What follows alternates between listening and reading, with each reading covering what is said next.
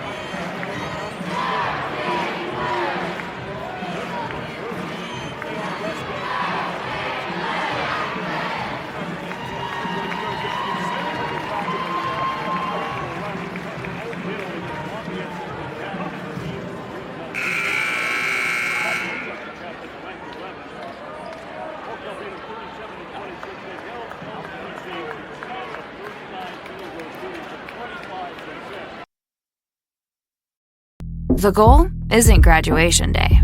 It's a better every day after. It's the first day in your new career, your first pay raise, the 5th day of that week-long vacation. It's the first paid holiday home with your family, or the day of your last car loan payment, much sooner than you thought. At Ivy Tech Community College, we don't just care about your degree, we care about your life. Let's get started at ivytech.edu.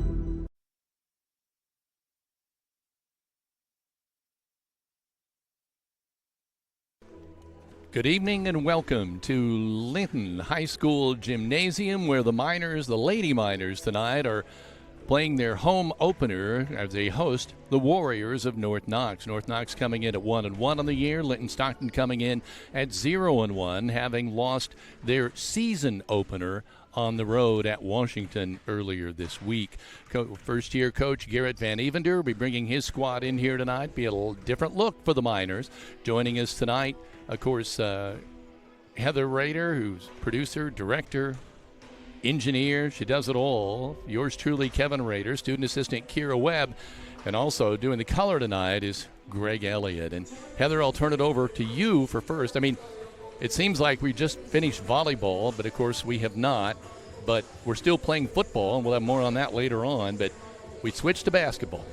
Tonight starts, 4 months between girls basketball and boys basketball. We will have between over 30 and 35 games until we get to sectional tournament play first week of February, and then the boys will play the second week of March.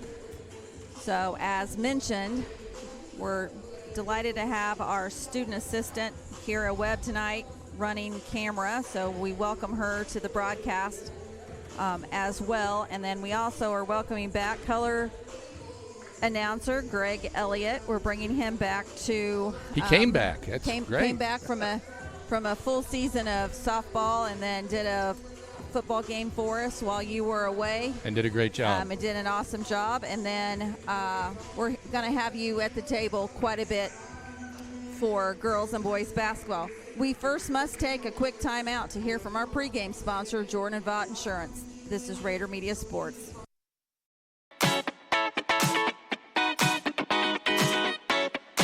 At Jordan and Vaught Insurance Agency, you don't pay extra for the over 80 years of combined experience that will be available to you when dealing with questions about your auto, home, farm, life, or Medicare supplements.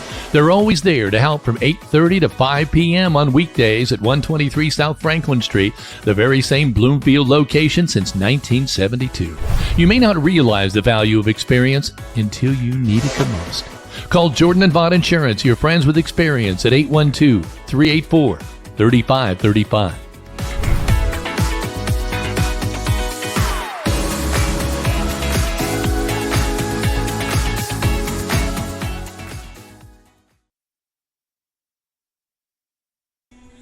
Welcome back to Raider Media Sports, and as Kevin mentioned, tonight North Knox, number 2 in 2A, comes to Linton Stockton. And I know that, Kevin, you and I and Greg and Big D Dan Phillips, as well as Bubba Chansey, sat down at the North Knox High School last year during the sectionals And I think this is probably the rematch North Knox wants. So I'm going to turn it over to you guys to preview tonight's JV matchup and varsity.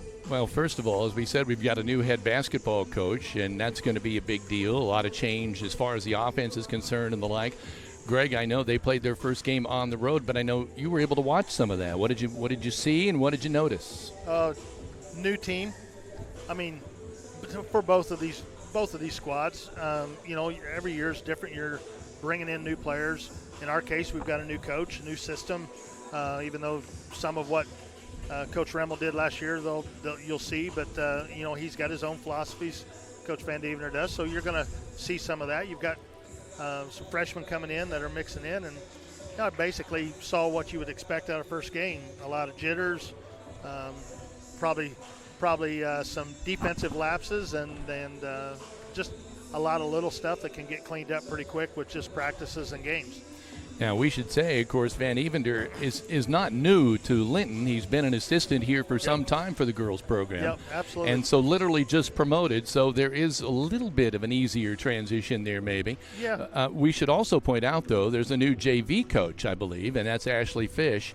And so it'll be interesting to see in working with the new class of freshmen and, of course, sophomores, how that will translate for the Linton Minor Junior Varsity. And again, we'll be carrying both ball games, both the Linton Minor JV and also the varsity. They come off what was, I would say, was a fantastic year. I think they could have advanced on even further had an injury not beset them at the last 2 minutes of the ball game. Yeah, it was they had a chance, and had a great season. The thing about this 2A sectionals is without a doubt one of the toughest ones in the state. South Knox and North Knox traditionally have great basketball programs year in and year out, and this year's not going to be any different for either one of them. So, this is a early season game against a sectional opponent. Both coaches probably aren't going to take a whole lot out of this one way or another.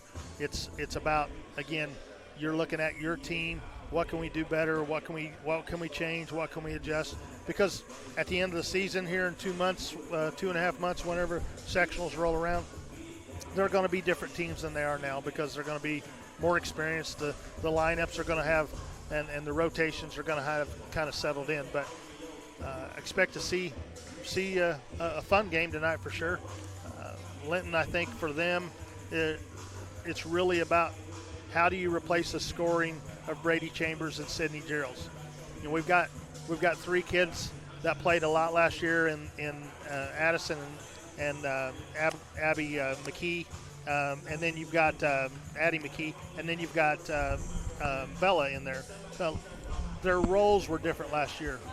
They didn't have to be the scorers that they need to step up and be this year. And then you've got a couple freshmen, actually 3 freshmen that you'll see, Audrey Sullivan, J.C. Archer, and Marley Remmel, and they're all going to step in there.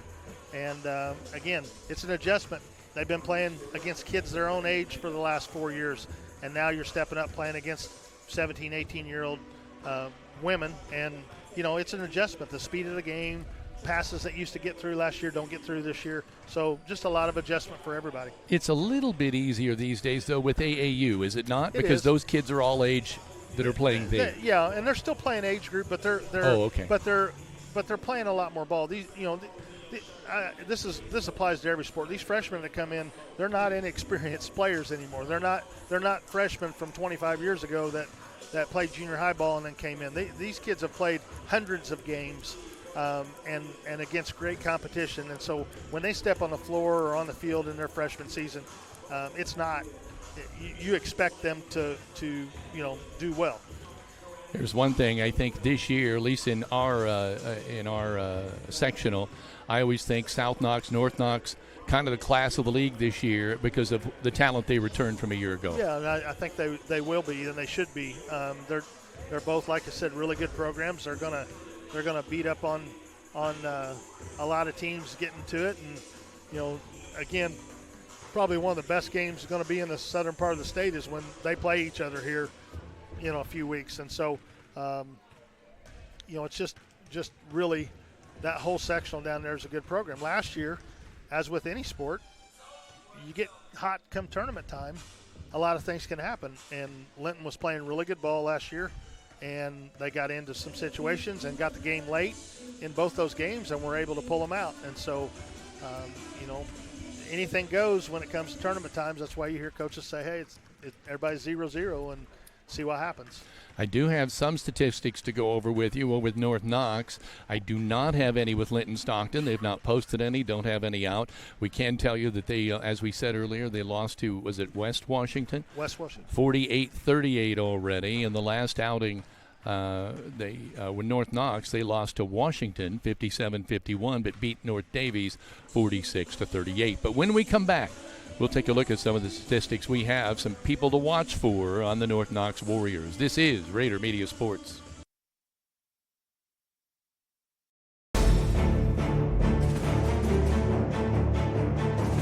Whether you're looking to purchase or sell a home, the opportunity is better than ever. Take advantage of the falling interest rates. Real estate provides the highest returns, the greatest values, and the least risk. The best investment opportunity will not fit into a safe deposit box, but you can live in it. Go with the tradition of trust. When you are ready to buy or sell, call me, Michelle Stanger at Stanger Homes at 812-219-2307 and start packing.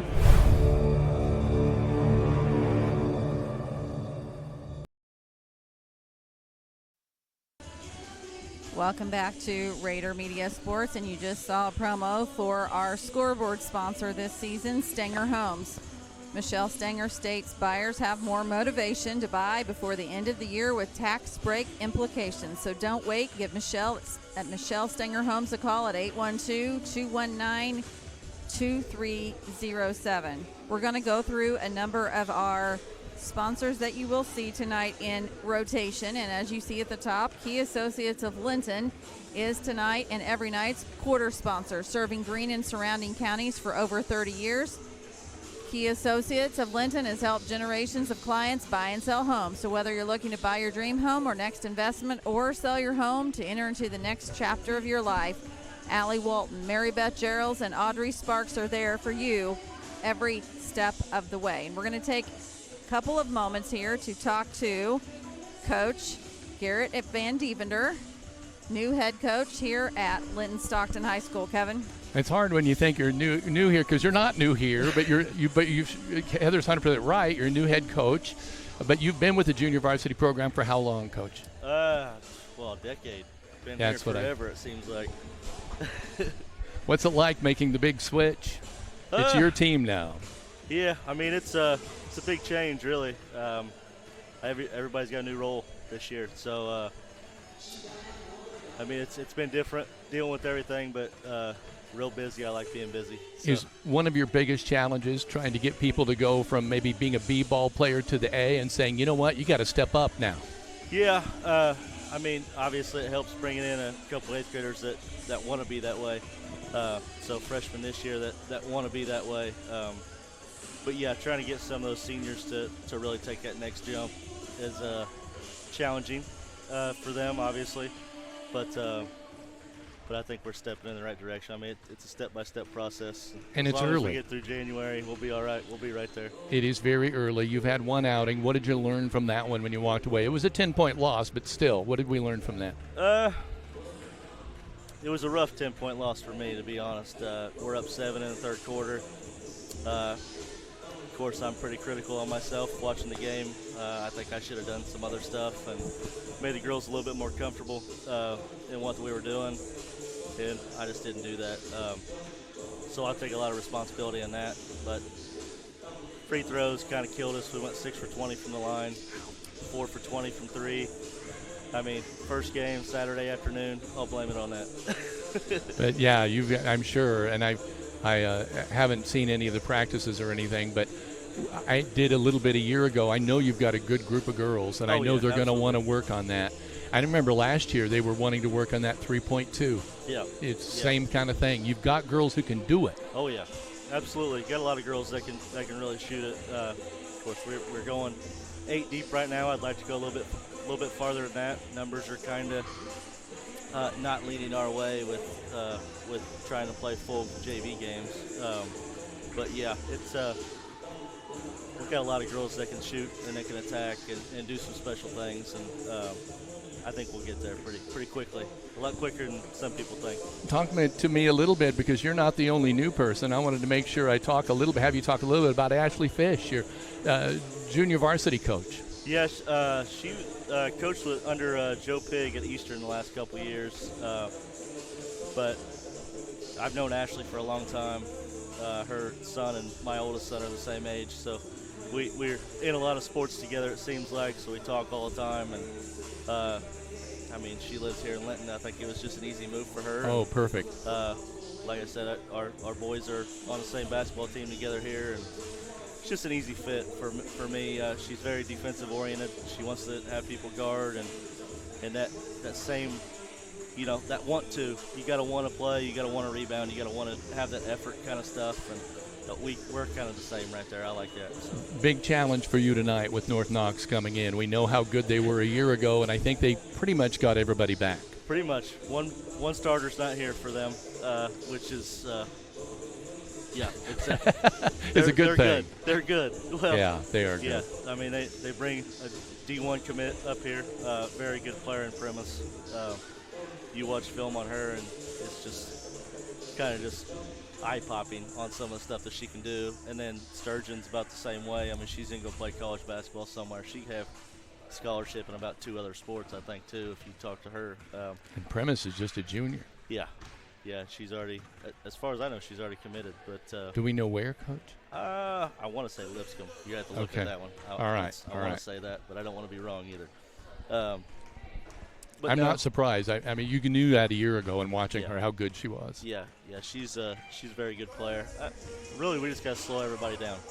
A lot of it is we gotta control the pace. Obviously, we gotta do the little things, make them take bad shots, bad percentage shots, and we have to rebound the ball and then take care of it. So I mean, obviously, I'm optimistic that we can do that. We've done it for 6-7 years against them, and not have the same caliber team as them. Sometimes we've had really good teams and they haven't. So it's just kind of one of those. It's always tight, seems like. We want to keep it that way, but we gotta have effort. We gotta be patient. We gotta take care of the ball. Well, best of luck, Coach. We're here all year no matter what, and we're looking forward to it. Good luck tonight. Appreciate it. Thank you. Good luck. Garrett Van Evender joining us tonight, and we're tickled to have him. I'll turn it back over to you, Heather, because I know we were going over some of the people who make these broadcasts possible. So as mentioned, Key Associates is our quarter sponsor, and tonight and every night this season, our 3-point shot sponsor is Walton Funeral Service. Funeral pre-planning with dedication to professional, compassionate service that leaves kind memories since 1915. From one generation to the other, from one family to another, Todd and Cindy Walton are proud of their funeral home's heritage. Their families have been there for this community for over a century and look forward to serving for many more years to come. They are your lamp of hope when you need them most. Tonight and every night, our post-game sponsor as well as Minor Pride sponsor is E2 Custom Creations. They say the holiday gift season is fast approaching, and at E2 Custom Creations, they can help you find the perfect gift. The perfect personalized gift for your special person by laser engraving on a variety of materials. So if you have an idea or need help creating one, give them a call at 812-798-0171 or visit them on Facebook at E2 Custom Creations. And by the way, if you're in-house, you want to look up and see I'm wearing one of their hats tonight, and it's a nice new hat.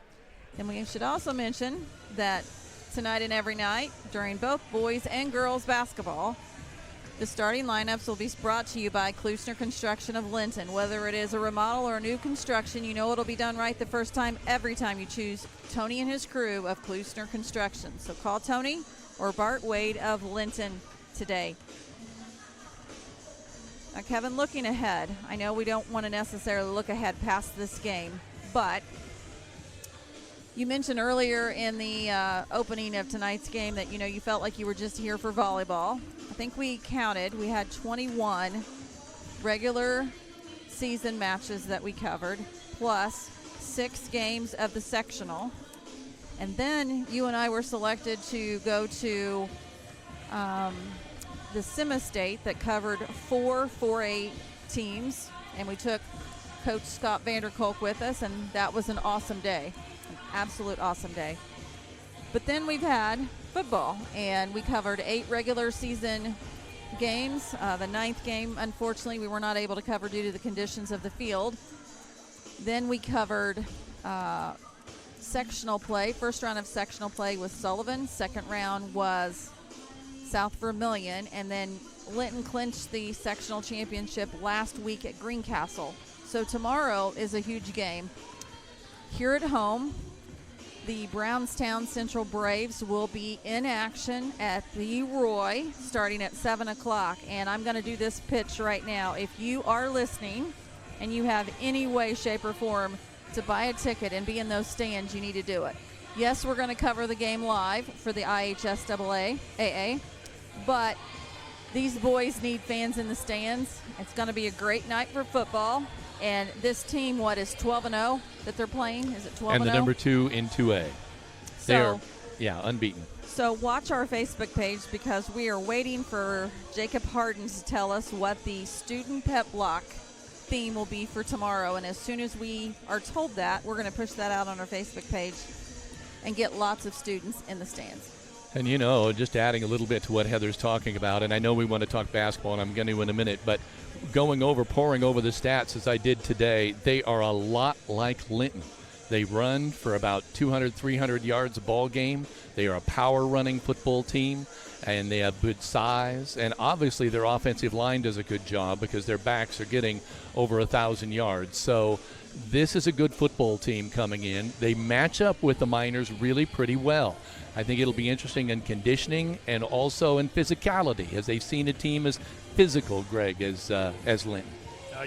You don't get to this time of the year in football and not be a good team. This should be a really good game tomorrow night, and Linton always has a pretty good game plan. It'll come down to execution and doing the things that they want to do. And they have an advantage of playing at home, so I think if you're a Linton fan, that's where you want to be, supporting the Linton Miners, because they're hosting this game at home, and that is huge. Yep. Now, looking at tonight's game here with Linton Stockton and North Knox, the Warriors, well, you heard Coach Van Evender talk about her. Lexi Primus leads the way with 11 points a game. Alex McKinley has averaging 9. 10, Brenna Collins averaging 9. But Lexi Primus is the straw that stirs the drink, the 5'9" junior guard. Yeah, again, they've got several people that can put the ball in the hoop, and she's one of them. She's one of those kids that you watch play the game and you just know she's special. But they've got a lot of other ones on there, and if it was just her, we wouldn't be talking about them in the same vein. They've got a pretty deep group of kids there that play very well. 3-point percentages, Bailey McClure. Now, I know it's only been 2 games, so she's probably shot maybe 4 times, but 67% from the 3-point line. Yeah. So I'm sure it's a small number as of yet. But Brenna Collins at 17%, Lexi Primus also at 17%. Rebounding, Alex McKinley with 8, averaging a night. Jade Richter with 5, and Brenna Collins with 4. If you've got 17 rebounds a game coming out of your front line, that's not bad. No, it's not. And, I think that's going to be a battle for us a little bit. I feel like on the perimeter we should match up better with them. I'm concerned about our game inside and how we handle that and stay out of foul trouble, because I think eliminating second chance points for a team like this is huge, and we're going to have to rebound from all 5 spots to do that. In steals, Brenna Collins 3, Jade Richter 3, Brooklyn Sturgeon, as he mentioned, now with 1. So there's at least 7 steals every time you take the floor. Scoring, Linton Stockton only 1 outing, so 38 points. The North Knox Warriors are averaging almost 50, just a shade under at 49. So the interesting thing I always think, and it seems like the game of basketball has changed so much. When I was young, you would work the ball inside to the big people and let them kind of take control. But now you put the ball in, and then it's kicked back out. Guard play dictates whether you win or lose. Yeah, well, I don't think about 88, 89, somewhere in there is when they put the 3-point line in. And I think that changed the game tremendously. Certainly not initially, but over time, because why not try to force it inside and get it down low? It's 2 points down there, or I could have shot it out here from 18 feet, 20 feet, and it's 2 points. Well, now they make it 3 points out there, and it's worth working on. And so you see kids really, really working on their shooting. And, you know, I used to say the worst shot in basketball was that 17-footer, because you might as well step back a couple feet and shoot it from there and get an extra point if it goes in. And that's really what you see. A lot of kids, a lot of shooting the ball from out behind. I'm really going to show my age here, but the three-point shot, a remnant of the old ABA, and it's the only thing that really stuck around from that league. Yep. Now, obviously, some teams have, New Jersey Nets and many, many others, but as far as rules are concerned, they tried to go with a red, white, and blue ball, a three-point shot. Yes. There were other things, but really the three-point shot's the only thing that stuck, and it's changed the game of basketball. It has. And, you know, really it makes it more exciting. You know, used to be it was hard to get back in a game late when you were down because the only thing you could do is foul. Well, now you can, you know, foul. And you can be down 20 and still win. You get hot, you can get back in a game really quick shooting threes. Fouled on a three-pointer, maybe it goes in, and then you're going to the line for a four-pointer. We about saw it a few years ago when last year that Linton went to state there when we played the kid from Brownstown Central down there that absolutely went nuts in the fourth quarter shooting from 25, 30 feet. And, you know, that's the kind of stuff that can happen. And, again, it's exciting as a fan to watch it and to do it. But you see a lot of kids working on it. You watch out here, you see a lot of kids shooting it right now. So. Well, it's great to hear, again, the sound of the sneakers on the floor. That means we're going to be playing basketball, and it's girls basketball tonight as the Linton Stockton Miners hosting the Warriors from North Knox. This is Raider Media Sports. The first year of Raider Media Sports proved to be an unmitigated success. Over 130 school events were live streamed.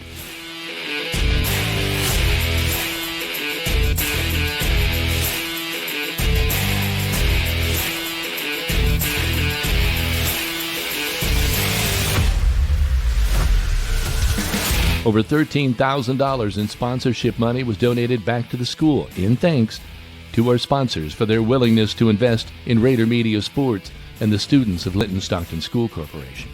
We contracted to live stream football and basketball, but elected to go the extra mile to include volleyball, baseball, and softball as well.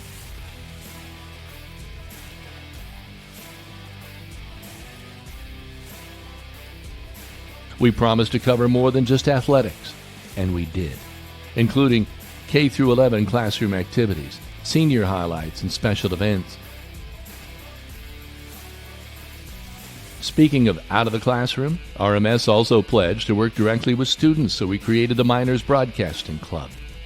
Every Friday, we met these 7th to 12th grade members to discuss next week's activities.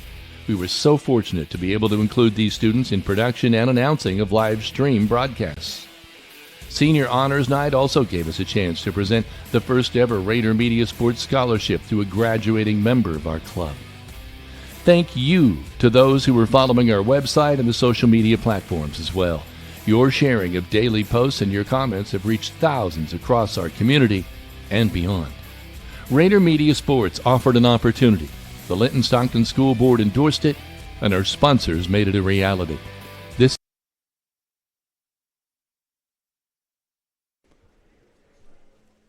Welcome back now. We're just seconds away from the start of the junior varsity ball game, and we'll have to just pick out the starters. I know normally they do not, for junior varsity, announce them, so we'll have to try to see if we can just pick those up as they come out here to play for the junior varsity contest.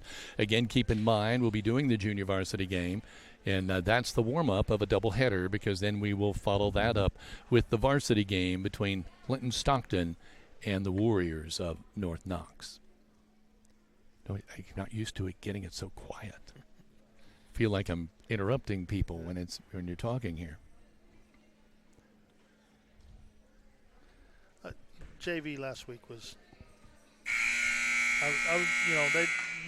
they're doing some good things, and so it was a tight game again until it kind of got late there. So I'm anxious to see how they step up this week a little bit. Abby McKee played really, really well, and JC Archer as well played well, and we'll see how it goes tonight.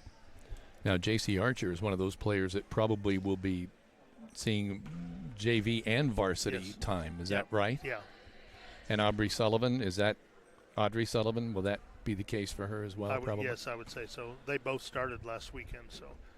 Here they're coming out here. Number 10, that's Sophia Franklin. Number 25, Shaylee Killian. Number 11, Abby McKee. 24, Addison Gaither. And I'm missing one. Who am I missing? Marley Rimmel. Thank you. Marley Rimmel, number 14. So, and let's hurry here and get it for the Warriors for you. Let's see. Looks like a number 3. Is that not right? No, number 1, Millie Leroy. Is that 2? Yep. Number 2, Emma Telligman. Number 20, Bristol Fleener, and I know they're playing here, but I'm just picking these up. It looks like number 30, Olivia Nobble, and so I'm missing one. And we'll see if I can pick that up here. But no, number 4, there it is, Jonna Myers. And then we have our first whistle right after I complete that for a travel. So now we've got the 5 starters for the Warriors: Leroy, Telligman, Myers, Fleener, and Nobble. And for the Linton Miners, it's Franklin, McKee, Rimmel, Gaither, and Killian. We're underway. The junior varsity contest. Right now, North Knox backing it out. Going to set it up. The Miners come out in a man-for-man. Shot, top of the key. Off the backboard, no good. Loose ball coming down. Miners kick it out, and they're off and running. Oh, a little trouble there handling the ball. They get a palming call against Sophia Franklin. So basically a traveling call and a palming. So turnovers on both sides so far. And we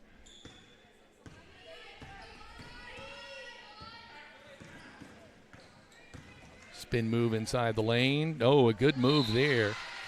Great move there by Rimmel. Marley anticipated that pass. Darted on it. I thought she might have touched it when it went out of bounds. Referees say no. They inbound to Marley, and she'll bring it up. Dribbling with the left hand, now switches to the right and crosses the timeline. Needs help, gets it. Killian with the ball. Shaylee. It's it on top to McKee. Both teams in a man-for-man, so the defense is pretty tough right now. Going to be hard to get free to get something up.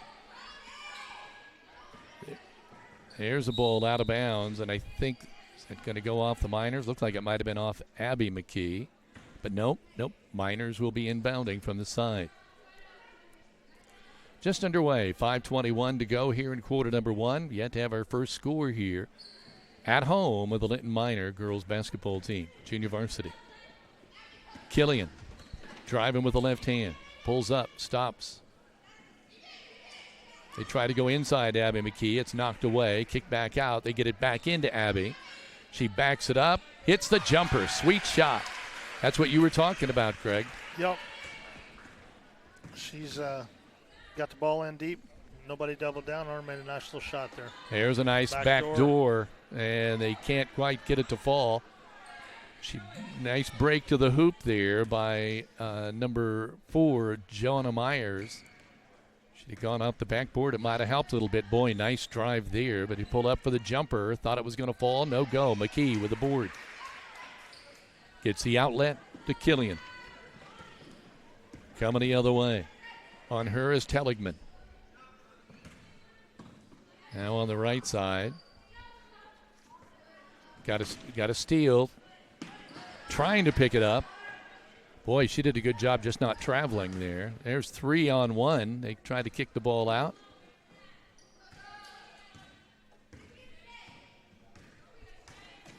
Drive to the hoop on the left side. Oh, just short. Great drive, but Emma Telligman couldn't finish. Good break. Ooh, it's close. Over and back, but they get it across. Ooh, yeah, we have our first foul of the ball game. Millie Leroy, junior, 5'5", called for the foul there on Killian, reaching in. Rimmel will be inbounding from the side.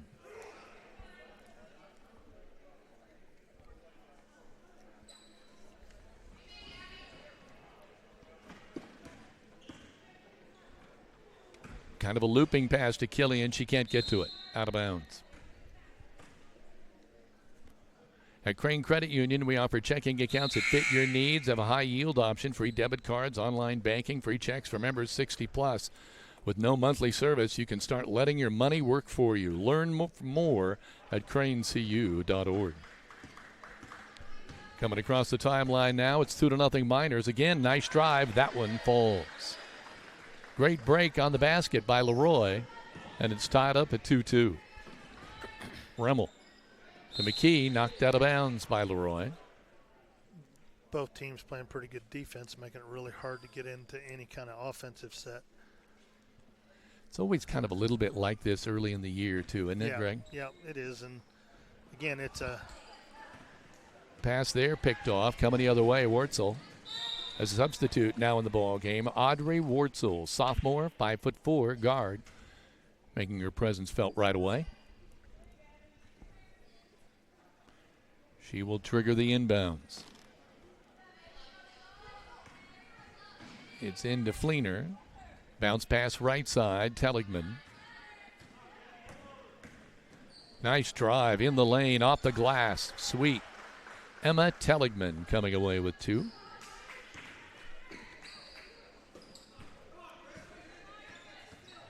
Killian trying to drive. Now she's in trouble. Gets stripped. We're coming the other way on the break. Telligman pulls up, throws it in the key. Nice fake. Jumper up and rims around. No good. Miners come away with the ball. Outlet pass. Remmel.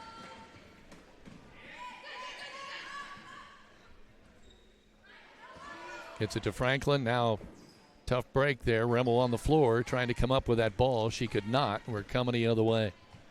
Fleener with the ball. Bounce pass right side. Leroy trying to go underneath there to Nobble. She kicks it back out. Have we switched to a zone, or is this just the way it's lined up? There's a ball high off the glass. McKee pulls the ball down, but, call an offensive call. I think it's probably the way she pulled the ball down, you think? Yeah, she kind of got tied up, pulled it back, and it wasn't, I don't think it was intentional, but it was just circumstance there. But they're nice back screen there. Nice inbound, and the shot counts, and she'll go to the line. It was a great inbounds bounce pass to Leroy, and she took it right to the glass and made it count. Now I'm 2 points behind on my board already. 2 Leroy, 2 Telligman. Who am I missing, Greg? Here's a rim off free throw, no good by Leroy. Whoops. Pick the ball up, trying to get it. Miners, top of the free throw line, inside to Abby McKee. Shot up, no good. She's fouled, she'll go to the line. She'll get 2.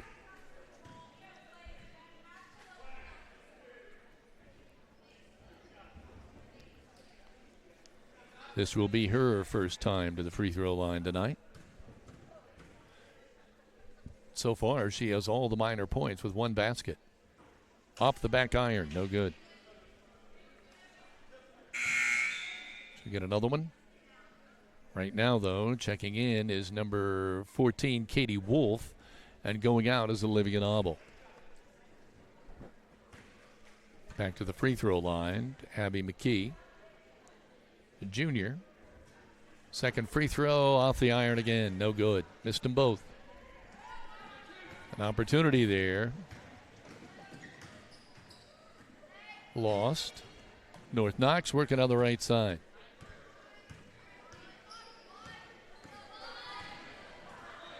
Leroy passing off. Getting it Telligman. And in the corner. Jumper up, no good by Wolf. Follow up, no good. They pull down the ball in the lane. Boy. I thought there might have been a little walking in there, and it's cold. 6-2, North Knox on top, 1:28 remaining in the first quarter. Miners get it across. On the right side, Sophia Franklin passes it off to Gaither, back to Franklin. She hits the deck. See what the call is here. think it's a foul on North Knox. Foul on number 2. That would be Telligman.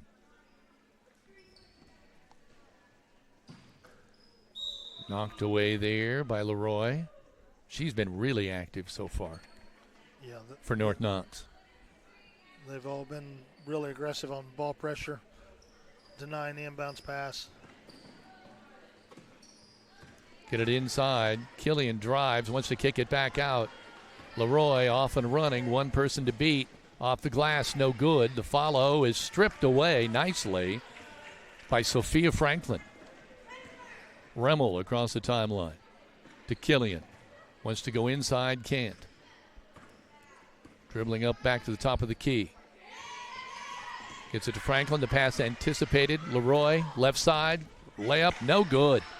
Wow, it missed several layups here. Both sides have. Remmel underneath to McKee, trying to go up with it. She does. Wanted to go to the right, couldn't. Turned around and went to the left, and it counted. 4 points for Abby McKee. 25 seconds now remaining in the first quarter. 6-4. North Knox on top, moving the ball, top of the key, in the lane.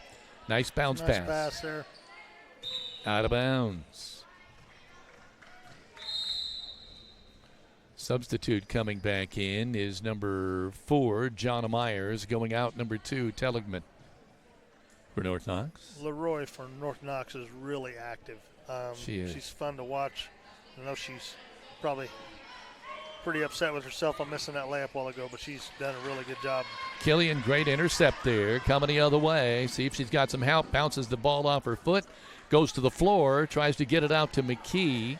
Abby tries to roll it to somebody. Now we've got girls on the floor. They finally get it to someone. And there's a shot off the buzzer, or off the backboard at the buzzer. No good. Wow. It's 6-4. North Knox on top of Linton Miners at the end of one. This is Raider Media Sports. Hello there, I'm Corey Motter with Century 21 Sheets. Are you a first-time home buyer and you just don't know where to start? Perhaps you're looking to downsize and you need to list a property and get top dollar. In any of those situations, you need a professional agent on your side. I have successfully opened doors for clients for over the last 4 years, and it is a complete pleasure of mine to be able to help them end one chapter and begin a new one. Navigating the real estate market can be complex, but with the right guidance, it doesn't have to be. Let me help you understand the housing market, and let's negotiate the best deal. So together, let's open a new door and close it with Corey.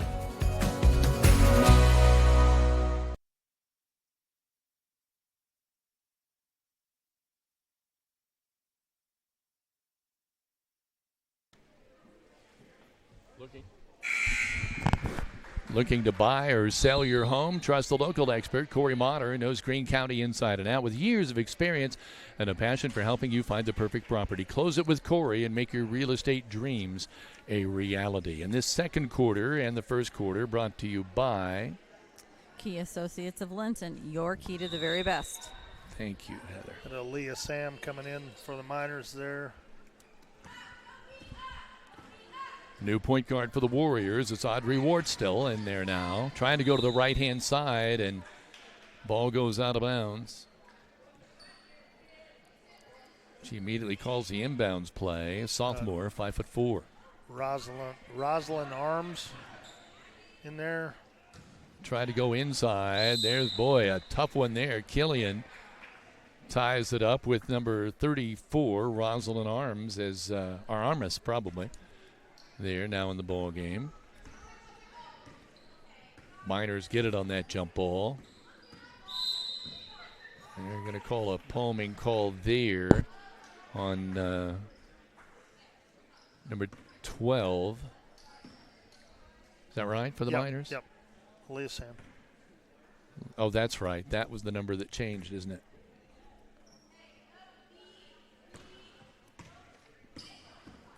So we're coming across the timeline. Killian on the defense, but a great move to the hoop. But a bounce pass goes awry and out of bounds. It's a great drive there by Wartzel.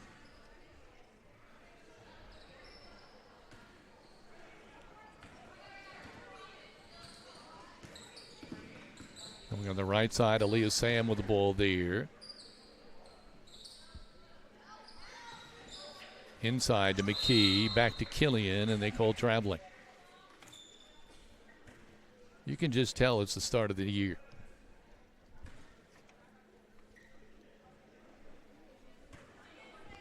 Coming up now with the Bulls, number 32, Worstel.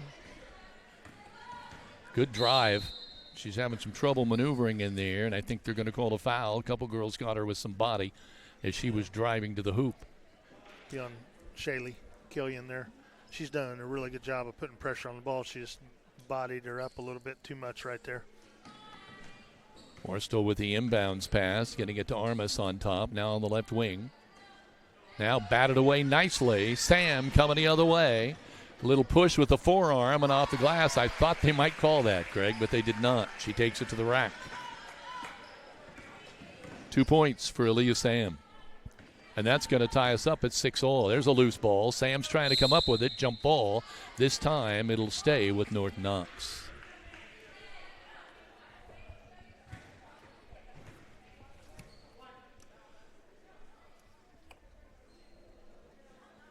Getting ready to inbound the ball now from the side. Worstel. Aaliyah Sam on her. Kicks it out on the wing to Myers. Back to Worstel. A jump, no good. Rebound pulled out of there by the Miners. We're coming the other way with Sophia Franklin leading the way to Killian. Dribbling with the right hand. Gets it out to Aaliyah Sam. Aaliyah. On the right side to Killian. Nice drive to the hoop. What do we got? I think Killian was fouled on the way to the hoop. Let's see if it was in the act of shooting or, yes, it is. She's going to the free throw line. It'll be Shaylee's first attempt from the line. Right now it's 6-6 with 5:21 to play here in the first half. Who'd they get that? There we go. Who'd they get that foul on? I did not see.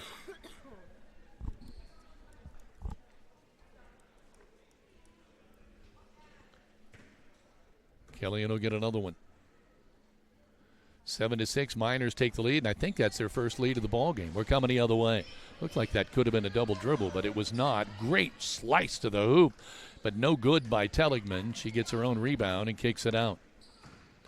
They go in the left corner now to Armas.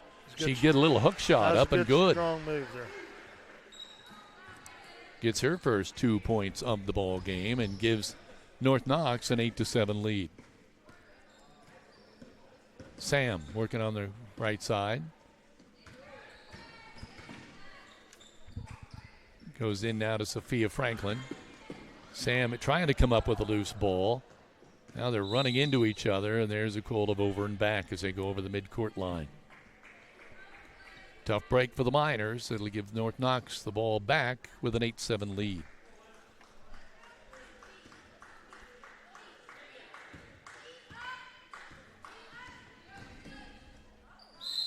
Another great move to the hoop there. Killian was the defender on the play. Looks like they're going to get her with a foul, and Telligman will be going to the line.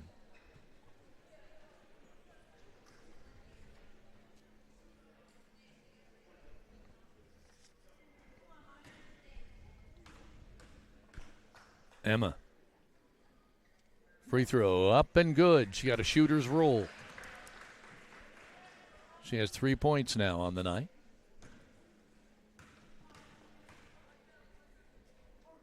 Second one on the way. That is a high rainbow free throw, and it's up and no good. Ball knocked out of bounds.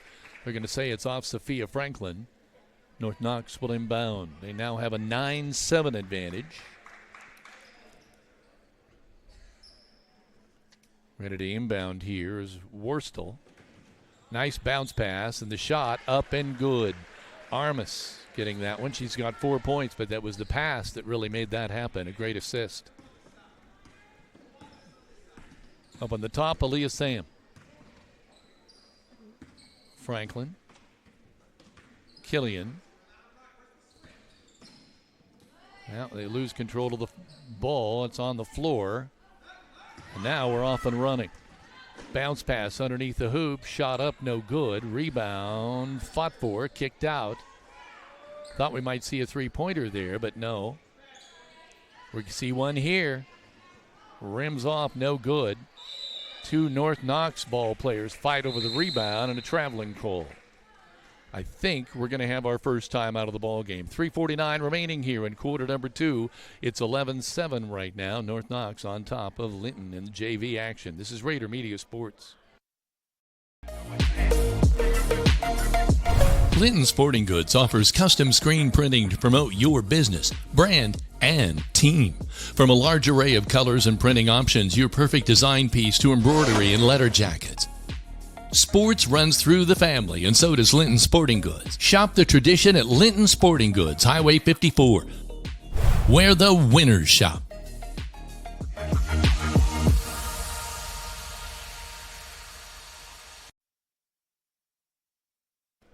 Serving Linton and surrounding areas with quality sporting goods and screen printing for over 25 years. Linton Sporting Goods.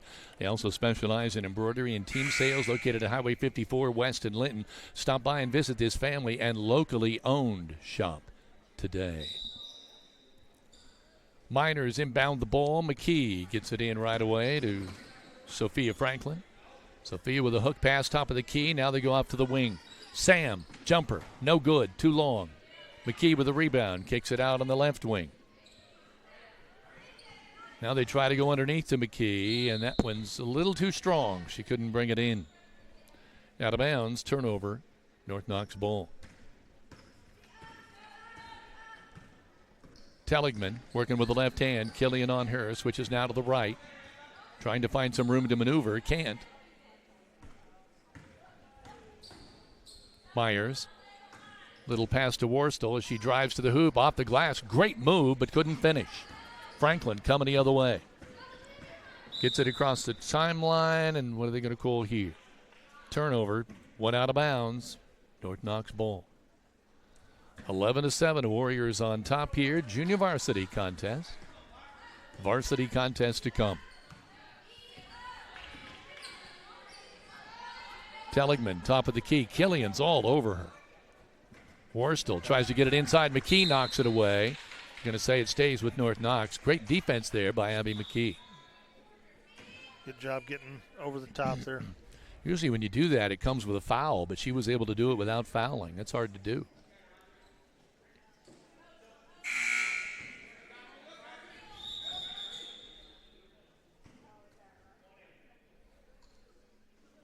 Now we've got a substitute coming in. Katie Wolf is coming back in the ball game. Knobel is checking out for the Warriors. They go underneath. Little maneuvering around there. Again, no shot, no good. Boy, they've had a lot of point-blank shots for North Knox that have not been able to go in. Sam loses control of the ball there, and we're coming back the other way. That should be, or what was that? Oh, I called it foul. It was either that or traveling.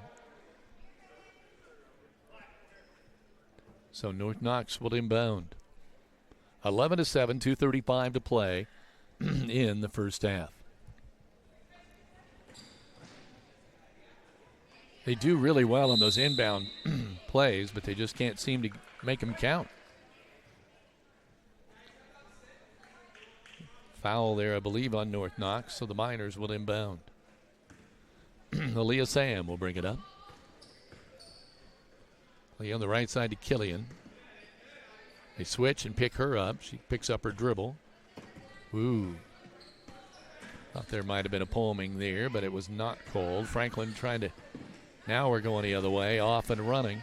Killian goes to the floor to knock it out of bounds. And not a bad play, Greg, because otherwise it was going to be a layup. She just full laid out for that one and then ended up knocking it off the North Knox player. Saved what I thought was going to be a layup there when it first took off. Franklin working with the ball on the left side on the wing. Gets it to Killian out on top. Killian trying to go to Sam. It's knocked away from her. We're off and running, coming back the other way. Wolf passes it out. Three-pointer on the way. Up no good. Rebound pulled down by Telligman. There's another three-pointer on the way. Again, no good. Aaliyah Sam with a rebound. Aaliyah coming the other way. Gaither, right side. Killian. Shaley goes up for the play, and they're going to call palming. Looked like when she turned the corner, she kind of turned the ball over with her.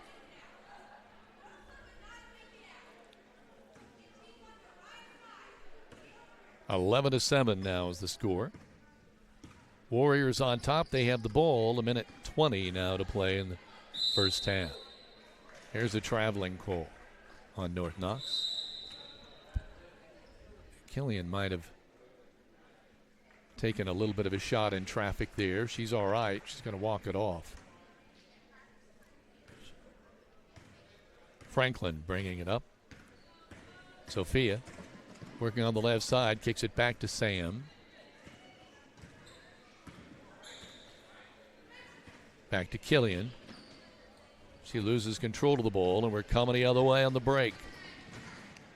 Wolf loses control. Now gets it. Oh, no, that was not Wolf. I apologize. That was 34, Rosalind Armas. McKee trying to just muscle her way in. Gets it up off the glass. No good. We're coming the other way. Wolf with the ball on the right-hand side. McKee on her. Kicks it out to the wing. Shot up by Telligman. No good. Kick it out to the top to Leroy. Up underneath. Great assist and an easy hoop. Boy, when the pass is there, those shots are easy, and Rosalind Armas gets the basket. Great assist by Leroy, who's now back in the ballgame. Miners working on the right side. Aaliyah Sam thought she might take the three, did not. Kicks it out to McKee. Cross court. Sophia Franklin now out on top to Killian. Spin move up off the glass. No good. Good take there. It sure was. It was a good opportunity. Katie Wolf coming the other way, and that she'll not be able to get a shot off in time. We are halfway home with the intermission. It's 13-7. And right now, North Knox Warriors with the lead over the Linton Stockton Miners. We'll be back with some scoring summaries and a halftime show when we return. This is Raider Media Sports.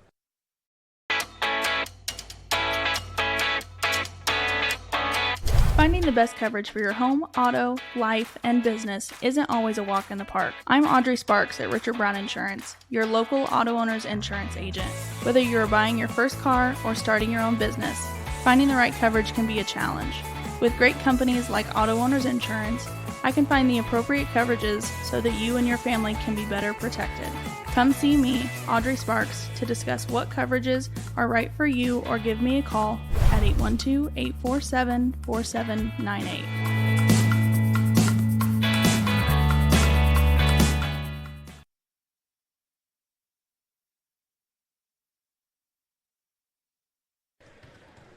Welcome back. You know, it's going to be cold this year, so watch out for the ice. Make sure your vehicle's protected now before the ice hits. Call Audrey Sparks at Richard Brown Insurance to melt your worries away. So it's 13-7. The North Knox Warriors are leading at halftime over the Linton Stockton Lady Miners. And, well, the Miners have 7 points, Greg. I'll let you. You want to total some of this up, or are you all right? Yeah, I'm good. What do you got? Well, I've got Abby McKee with 4 points leading the way for Linton, 2 baskets from the field, but she's also gone 0 for 2 from the free throw line. Shaylee Killian hit 1 free throw. She has a point. And then Aaliyah Sam with 2 for a total of 7. It's not a challenging first half as far as they are concerned, but we've got 13 points here for the Warriors. 2, 4, 6, 8, 10, 12, 13. I got it, I guess. Millie Leroy with 4 points, but she missed 1 free throw. Emma Telligman with a basket from the field. She's 1 of 2 from the line for 3. And Rosalind Armas, she kind of snuck up on you there with 3 baskets from the field for 6 points to lead the way for the Warriors. But most of her points have come when Leroy was been in and had great feeds underneath the hoop. Yeah, she's a nice player. Uses her body well inside. She's one of the taller girls on the floor, but she moves well, has a nice drop step, and played well that second quarter there. Heather, I think I need to say something here because we have student assistant Kira Webb here with us, and I believe this has been a special week for her. Is that right? Well, what, birthday, isn't it? Birthday. Sweet 16 was how many days ago, and we missed it. So November 3rd. So we want to say happy belated birthday to you. Tell us about it. You have a good birthday? Yeah, I did. I got a car for my birthday, you know. That's pretty cool. That is way cool. I can tell you that I'm older than mud, and nobody gave me a car for my birthday. I can tell you that. Speaking of birthdays, I don't know if they're watching or not, but they will be watching this on the replay. We want to give a special 75th birthday to Tim Warwick. 75th, that's right. So we know that they're doing something pretty fun this week for his birthday. So we just, you're probably going to go back and watch this on the replay. We want to say happy birthday to you as well. We also want to mention, we heard from Coach Jacob Harden, and tomorrow night's pep block theme is camo, which I think is pretty fitting since Saturday is the opening day of deer season. So most people should have their camo and be ready to go. And camo, for the most part, is usually warm clothing, and it is going to be rather chilly tomorrow night. And you're going to ask, Kevin, what is the weather for tomorrow night? And I'm going to tell you. There we go. Oh, Weather with Heather. I love this segment. Tomorrow night's weather is forecasted to be, if you'll give me just a moment here to get to Friday, we look as though it's going to be in the mid-50s until you get to about 6 p.m., and then we're going to drop into the mid to low 40s. But my weather forecast does not show a chance of rain, and we had been told earlier in the week that it was going to be pretty much a mud slinging. So we're hoping that sticks true to form. Tomorrow night's broadcast will actually start at 5:55, and we'll have an hour's worth of pregame before kick at 7 p.m.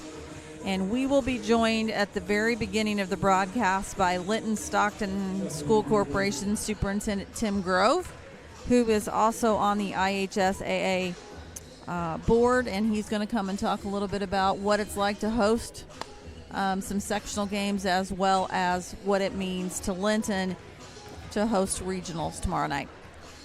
Yeah, it's a big deal. And, of course, we'll be joined by Big D, Dan Phillips, 25 years experience calling the Linton Miners, and also Bill Riley will be joining us to run the camera. So that's always a good thing. And, I mean, Greg, I talked to the coach one day on doing an interview, and I remember asking him, is there anything better than football in November? And he said, not in high school, it's not. Not in high school. No, you're exactly right. Yeah, it should be a good football night. Weather's going to be football weather, and like I said, you're going to have two great teams there, and I think both playing well, and it'll just come down to execution and doing the things that each one of them are going to want to do. And so it's going to be interesting since they mirror each other, since they both like to run and pound the ball. It's going to be a lot of that tomorrow night. There'll be quite a bit of it. So be interesting. Of course, I'm sorry. Go ahead, Heather. No, go ahead. I was just going to say, every time, though, that you say that, because everything points to that, all of a sudden somebody's going to pass, and that'll be the biggest play of the ball game. Yeah, and we've done that and been on the other side of that before, too. Yeah, we have. You know, we should also mention that if you're on Facebook and you're watching tonight's broadcast, to be sure to go to the graphic from tonight's post and let us know if you're watching in the stands or if you're watching at home. And if you're watching at home, where are you watching us from? We always like to see kind of how far the reach goes. Some broadcasts, we reach Texas and Maine and cruise ships and out of the country. So it's always nice to be able to have all of you check in with us. We should also mention as well that it appears as though that we're going to have the Linton Stockton High School band that'll be joining us in between JV and varsity tip-off, as well as the Linton Stockton High School cadets will be performing at halftime. So you'll want to stay tuned to both of those as well. And one final reminder that both Coach Van Devender and Coach Britton have asked that games are archived after 24 hours of play. So what that means is they'll go into the vault tomorrow night at 9 o'clock. This specific game will go into the vault and will not be able to be accessed until the end of season play. But we must say, we did have a parent come up, though, and say that they had also played high school basketball, but didn't have the benefit of this kind of thing where, Greg, in 15, 20 years, these kids will be able to show their kids when they were playing. Yeah. I mean, it's hard to believe how far technology has come. No, it is. It's been neat. One of the best things, my grandma would had a little box radio when they first come out. When I was playing high school, she put a cassette tape in and push play and record the radio broadcast. Great.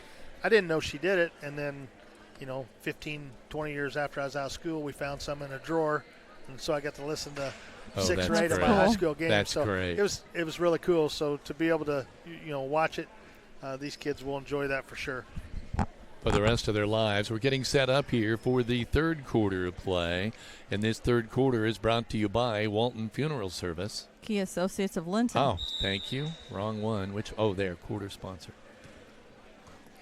See what kind of adjustments both teams made there at halftime. Coming around, working through the lane. They go to the baseline. Now Leroy out on top. Working to Wardstell on the left side. Myers. Bounce pass right corner. Oops, now losing the ball. And Killian again dives to the floor and he gets a jump ball call. And let's see, it'll be Minor basketball. No, yeah. Boy, I think of all the girls on the JV and maybe even the varsity. She goes to the floor more than anybody. Not afraid to go down there. Oh, what was that? There's a traveling call. I think what happened there is Gaither thought the ball had already gone out of bounds because she just took 3 or 4 steps. Yeah. And yeah, man, it may have hit the line there. I think it did. I think that official was blocked, couldn't see it. So Telligman going in for the layup, and she's going to get fouled. Foul on Gaither there. So going to the free throw line is Emma Telligman. This will be her 3rd try from the line. Shooting at 50% right now, 1 of 2. Up and good. She will get another one.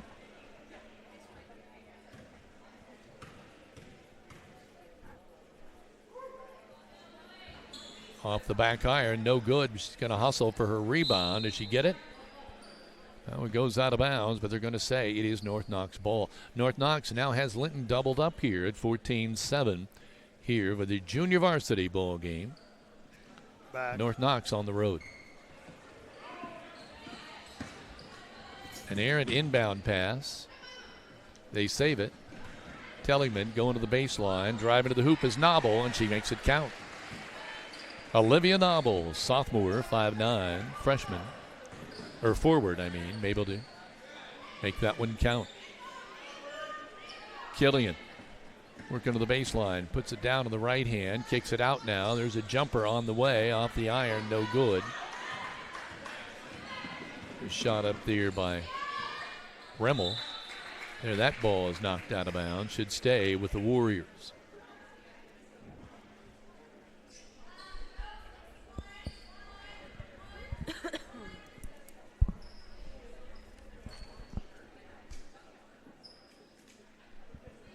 (16-7) now is our total. Ball knocked away temporarily. Easily retrieved by Fleener on the right-hand side. Now Telligman dribbling with the left hand. Tries to go through Remmel. Ball goes out of bounds. They're going to give that one to Linton. I think what happened there is Remmel was set, and she just dribbled into her and lost the ball. Yeah, tried to split those two and couldn't get it done. Remmel out on top. Wants to go inside to McKee. Knocked away. And we're coming the other way. Loses control of the ball on the break. Noble. And it'll be a turnover back to the Miners.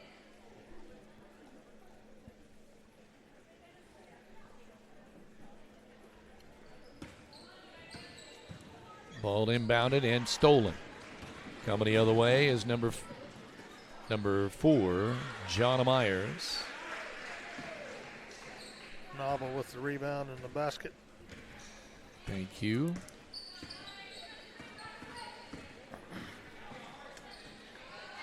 Go inside to Remmel. She wants to get a pass out of there. Goes to McKee. McKee tries to split the defense there and can't do it. Ball on the floor. Jump ball. It'll go to North Knox. Team Ortho Foot and Ankle Center is home to board-certified foot and ankle surgeon Dr. Matthew Parmeter. Has more than 35 years experience treating patients across southern Indiana. For more information, call Team Ortho, 847-3381, Greene County General Hospital, our family, caring for yours. So working on the right side, driving is Myers. She has the ball stripped. Killian coming the other way. Kicks it out. McKee wants the three and gets it off the glass. Our first three-point shot here brought to you by Walton Funeral Service. Three-pointer for Abby McKee. She has 7 points now on the night. Shot, top of the key, no good. Abby McKee pulls it down and gets called for traveling. She got stuck on one leg there trying to make a pass. I'm not sure anyone was ready for an outlet there. 4:06 to go in quarter number 3. It's 18-10. North Knox on top. Shot up, blocked. North Knox able to come down with it. Bounce pass on the right-hand side to Nabo. Goes out of bounds. It'll be Linton ball.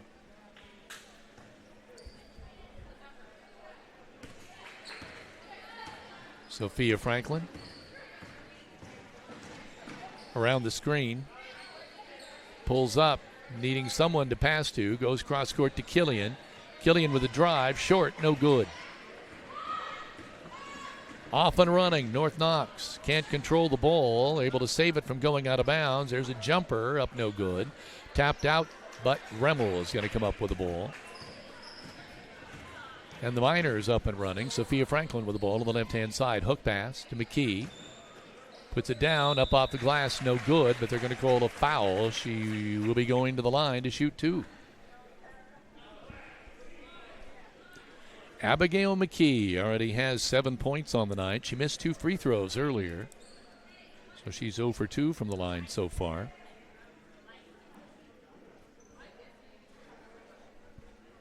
Miners trailing 18-10 with 3:23 to play here in the third quarter. She gets a roll on that one. 8 points now for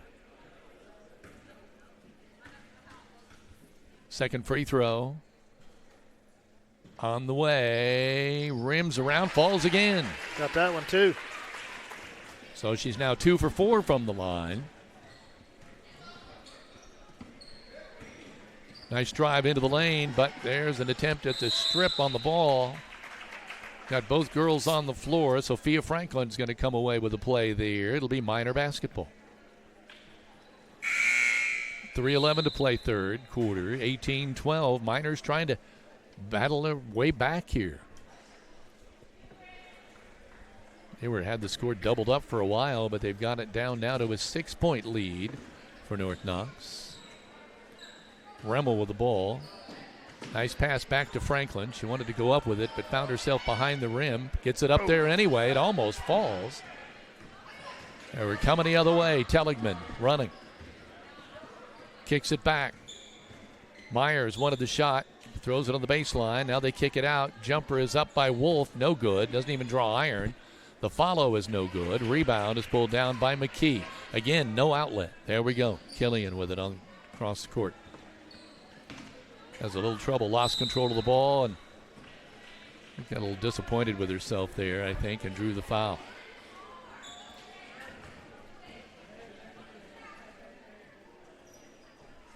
The Miners, I think, have fared well defensively, Craig, but offensively they've had some woes. Yeah, we're just struggling to get in a position to get a shot. I think some of it is movement away from the ball. Shot up there, no good by Wolf. Coming the other way, McKee's going to need help. Gets it to Killian. Clock isn't moving. Killian across the timeline there. It just starts moving. McKee kicks it out to Killian, and she loses control. It's one of those I think you want to see Abby just go on up. She had her on her shoulder there, go up for the shot. Telligman loses control. Killian's able to get it away from her. She wants to go the distance, up off the glass. Rim's no good. Ball knocked away. Outlet pass is thrown full court. Miners come up with that. Killian gets the ball again now. She needs some help here. Throws it away. We're going the other way. Telligman all by herself. Can't make it count. Wow, how many of those have they had? Nothing called here. We got 3 girls on the court. Let's see what they're finally going to call here. I think white ball, so it will belong to the Miners.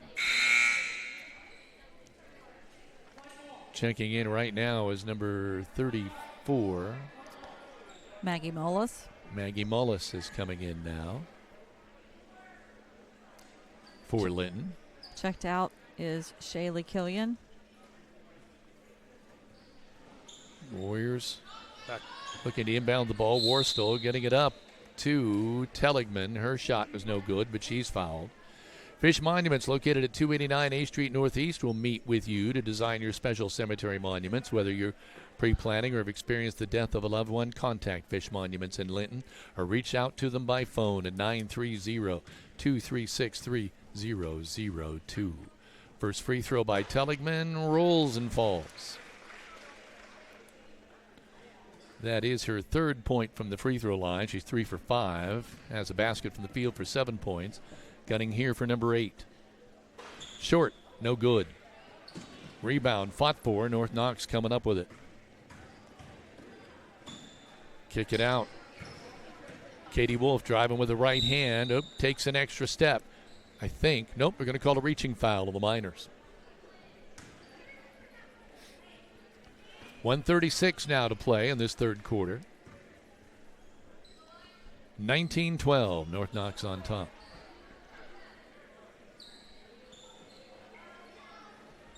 Try to get it up and over. They do. Shot up off the glass, no good, but a foul on McKee. She got caught a little bit there on that inbound. Tried to make up with it with the foul. And so going to the line here, let's see, is that Worstall? 30? Knobel. I apologize. Olivia Knobel. She has 6 points already on the night. It'll be her first try from the free throw line. No good. She'll get another one. Fleener is coming back in now. Checking out is Myers for North Knox. Second free throw by Knobel, up and good.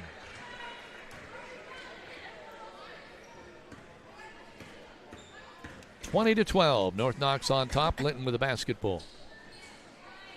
Get it inside to McKee. She spins, puts it up. Shot no good. Rebound Telligman. She comes out walking on the end line, or on the baseline there. Shot up, no good. Doesn't even draw iron, but goes out of bounds. Going to say it's off. Mullis. Off the Miners.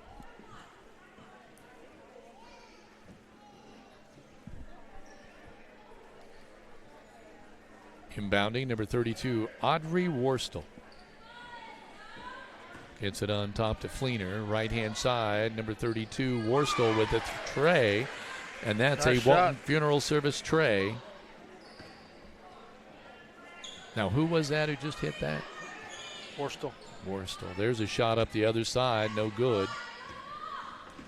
That is Audrey Worstall's first points of the ball game. There's another shot up, no good. Loose ball. There's Karam's out of bounds, but I think we've got a foul before the ball went that way.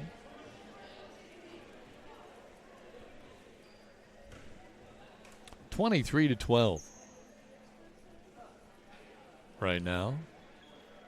Miners trailing North Knox here in quarter number 3, with just 45 seconds remaining. Clock running. They go inside. Remmel spins, nice. Takes it off the glass. What a great move right to the hoop. Very nice move there. Marley Remmel with her first 2 of the night. Here they go the other way. We got a traveling call. One extra step. She stopped and then took another step. 31 seconds remaining, 23-14 North Knox. Miners with the ball on the left side, Remmel. Now on the right side to McKee. They go into Remmel. Kicks it out. We got a three-pointer on the way by Sophia Franklin. No good. Rebound is pulled down by McKee, but she's tied up. Jump ball. Miners get possession. Just 11 seconds remaining now in quarter number 3. Remmel to inbound for the Miners.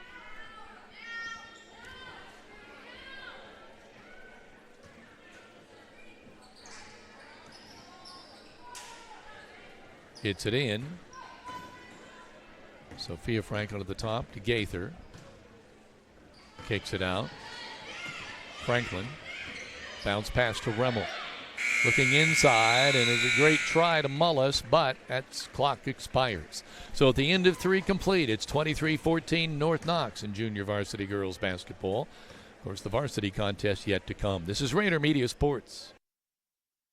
Good at a lot of things, like cheering on the Miners to victory. Indiana Farm Bureau Insurance Agent Jathan Wright is good at making sure your insurance needs are just right for you. That's why Jathan is here to help you work through any questions you might have about your auto, home, renters, business, and life insurance. Then you can get back to making sure the Miner fan section is louder than the other team. Talk to Jathan. Stop in or submit your information online and give him a call at 812-798-2615. Start with Indiana Farm Bureau Insurance and stop knocking on wood.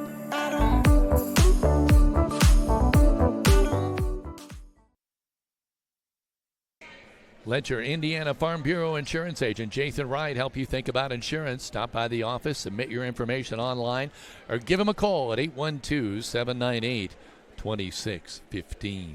And are you looking for TV or high-speed internet? Give Mike Morin a call at Midwest Satellite. He offers Dish TV plans starting at $84.99 a month and T-Mobile high-speed internet for $60 a month. Call Midwest Satellite at 812-847-8848. Call Mike. He will treat you right. And we should remind everyone that tonight's fourth quarter is sponsored by Key Associates of Linton. Call Allie Walton, Mary Beth Gerald, or Audrey Sparks of Linton today. They are your key to the very best. 7 minutes now remaining in this ball game, and it's 23-14 North Knox on top, and they'll be inbounding from the side. People still filing in for the varsity game yet to come.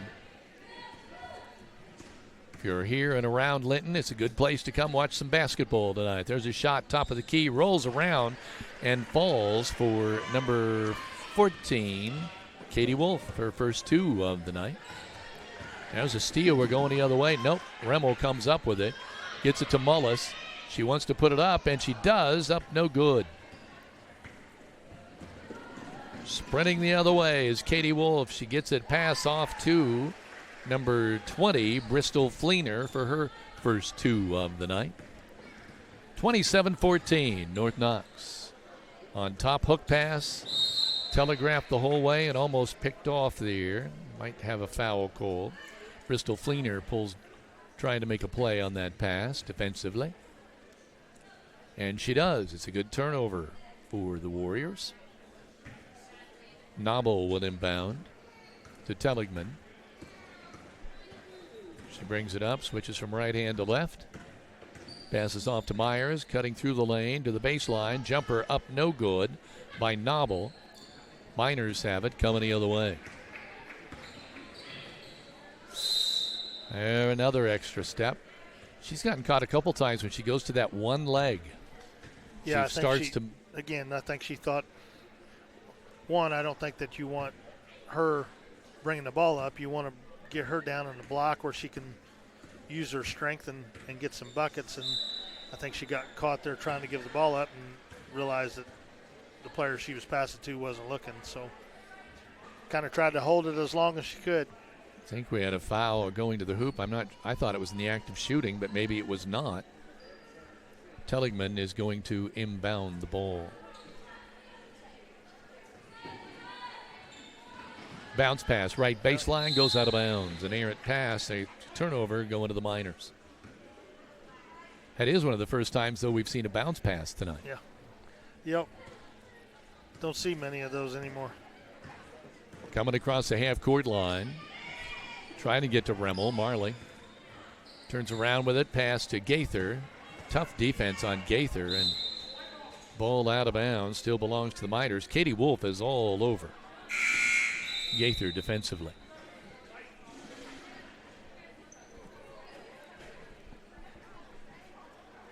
Let's see. Mullis is going out. I didn't quite see who checked in here. Oh, Killian's back in the ball game for the Miners. Bounce pass underneath to McKee. Up off the glass, too hard. Rebound. Out of there by North Knox. Off the glass, no good. Short, another bunny. They've just had a dickens of a time with those bunnies tonight. I'll bet you they've left 10 or 12 points on the floor. North Knox, I mean. Just by missing these just short ones. Remmel going out. Let's see who's checked back in. Looks like Mullis has maybe come right back in.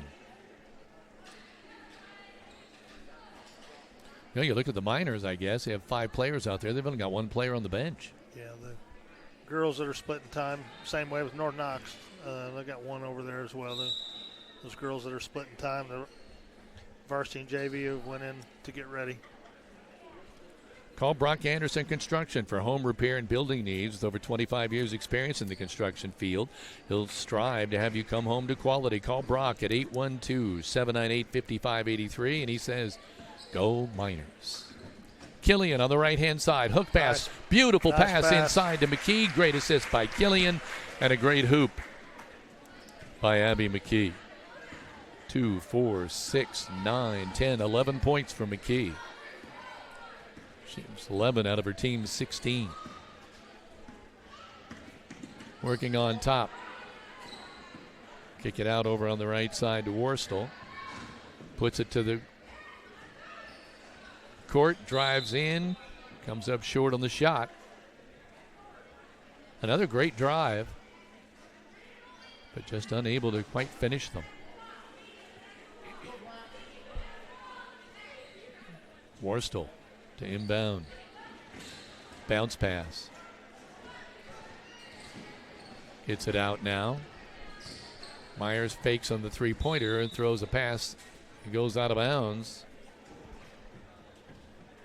See what they say on the play. I'm not sure anybody touched it, but it will stay with North Knox. 4 minutes, 11 seconds remaining in this junior varsity contest. 27-16. North Knox with this lead well in hand, driving to the hoop. Strong as Telligman, shot up no good. Whistle blows, foul. Emma Telligman should be going to the line. She's played well tonight. 6 free throw attempts. She's 3 for 6 tonight. Total of 5 points. She get 2 more free throws. One thing free throw attempts tell you, though, Greg, is whether they're making them or not, is that they're playing active. Yeah, and she's been all over the floor. I've got her for 8 rebounds on top of that, and I know she's had several steals. She's played well. Missed the first one. Second one is up. Good. Nothing but net. Emma Telligman, great ball game for her. 2, 4, 6 points on the night. 28-16. North Knox on top. Killian on the left-hand side tries to back her way in. Runs into a little trouble there. There's a bounce pass to McKee. Stolen away, but a traveling call is called on number 20, Bristol Fleener. The freshman made a good play for the steal, but then couldn't maintain her balance. Out top to McKee. Back to Killian. She wants to drive. Oh, a little push off. Offensive foul call. 3:38 to play. 28-16 North Knox.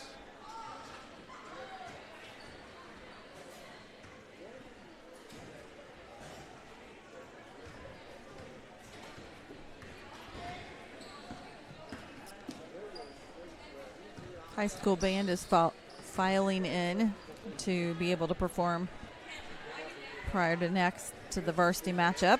Jumper on the baseline by Katie Wolf, no good. Miners coming the other way.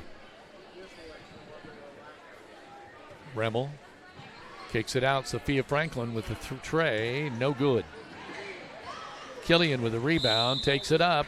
Off the glass. Shot no good. Foul called on Teligman. I believe Killian should be going to the line to shoot 2.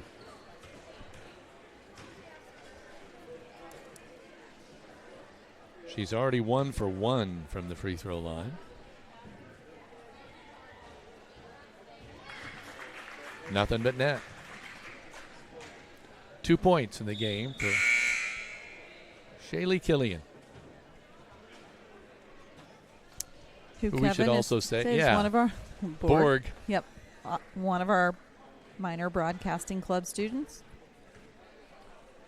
I probably better explain that. Here's the second free throw up, no good. Shot short. Rebound is pulled down by North Knox. They're often running. Teligman with it across the timeline. For those of you Trekkies, Star Trek fans, you'll know where that Borg came from. It's a character on Star Trek where if one Borg saw something, they'd all see something at the same time. And Heather and I were just thinking of something at the exact same time, so our comment on that is Borg. All that for nothing. But anyway, there's a rebound pulled down by the Miners, coming the other way. Franklin dribbling with the left hand, gets it to McKee. McKee drives right to the hoop. No good. Rebound up and good. Is that Killian? Yep. She muscled that one up in there. Fights that one underneath there. Shaylee Killian gets her first basket of the night. 4 points, but now she'll be going to the free throw line. 28-19. North Knox on top. 2:27 to play here. Mullis coming in. Remmel checking out.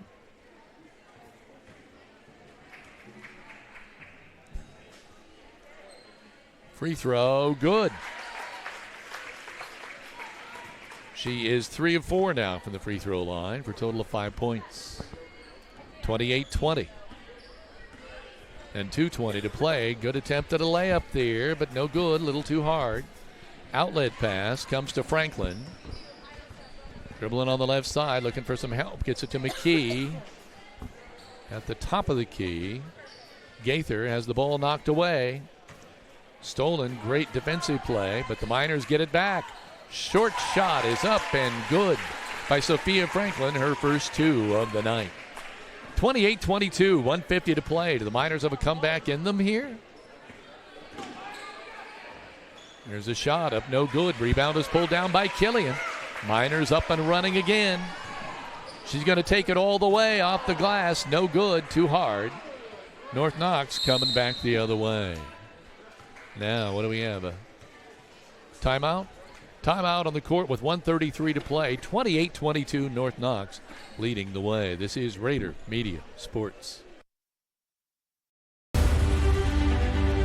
City Linton employees are dedicated to providing the best and most reliable utility service, security, and safety for its families and students. As the new mayor, I agree with the sign, "You'll like Linton."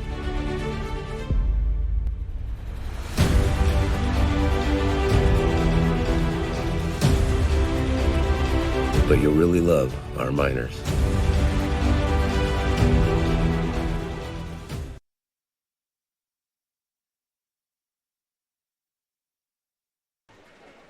The Grill is a Linton tradition that has lasted over 100 years and in the same family for the last 40. Open 7 days a week with steak night every Friday and Saturday night.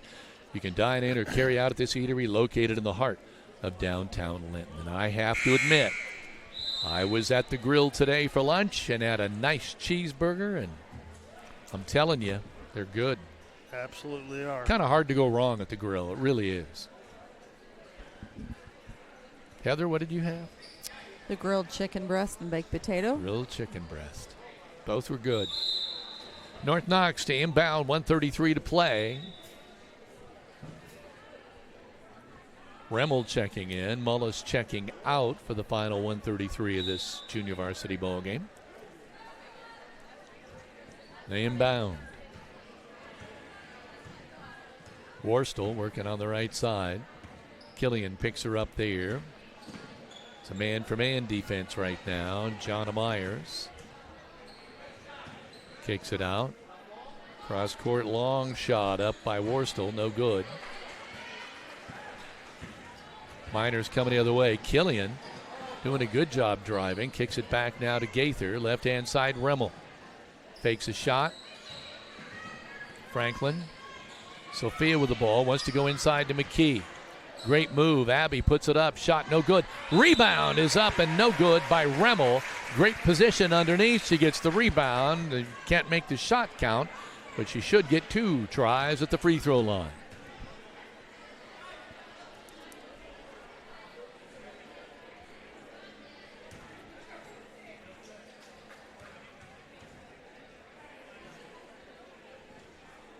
That free throw up and no good.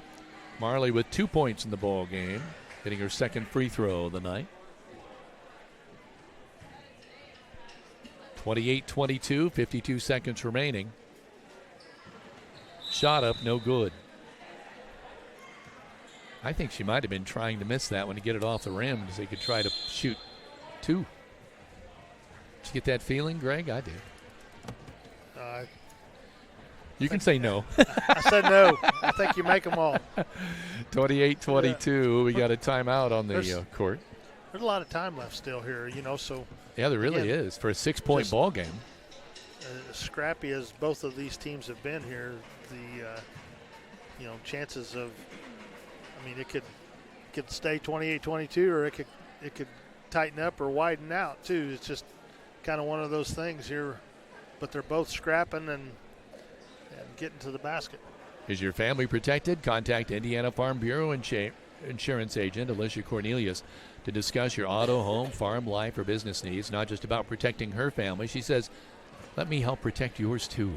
Proudly serving Indiana. Call 812-582-8941 to speak with Alicia. One agent for all of your insurance needs.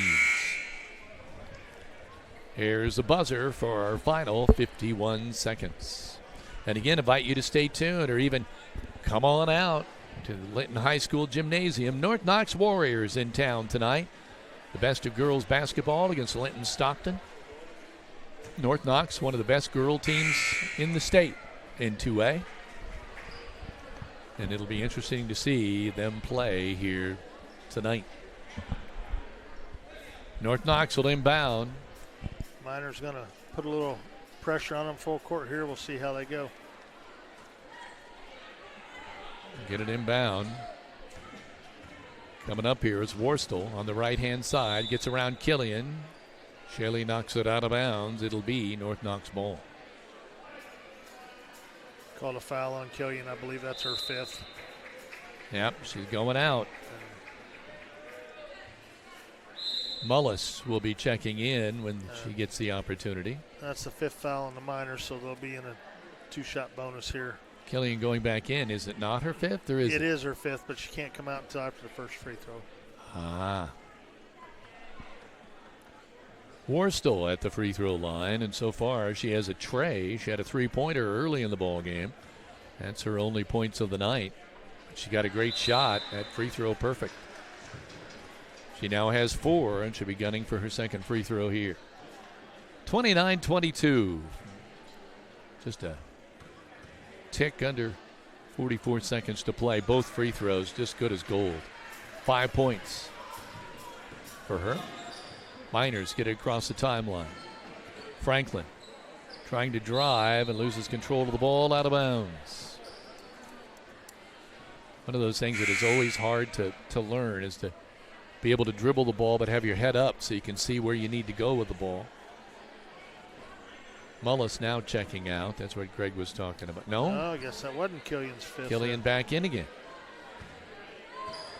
30 seconds, clock running. 30-22.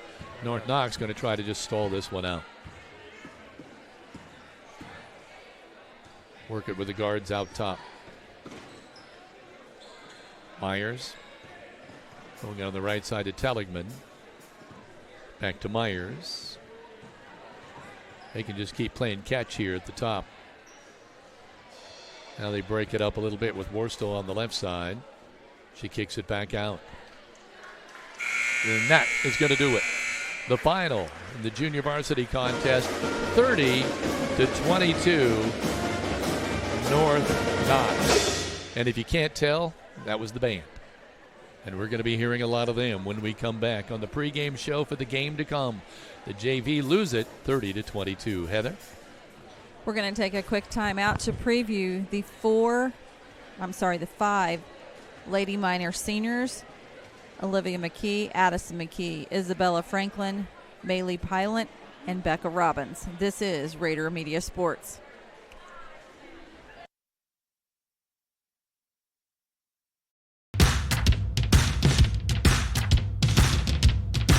My name is Addison McKee. I've been playing since I was in 3rd grade, and my favorite memory is being North Knox and sectionals last season.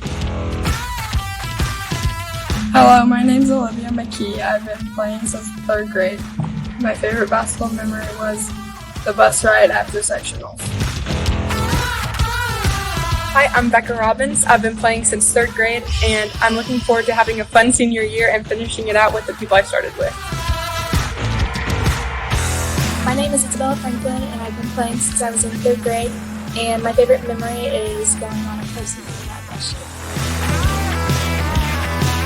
Hi, I'm Maylee Pilot. I've been playing basketball since the 3rd grade, and my favorite basketball memory would be probably staying in a hotel the night before semi-state. Lady Minor basketball, class of 2025. Senior season.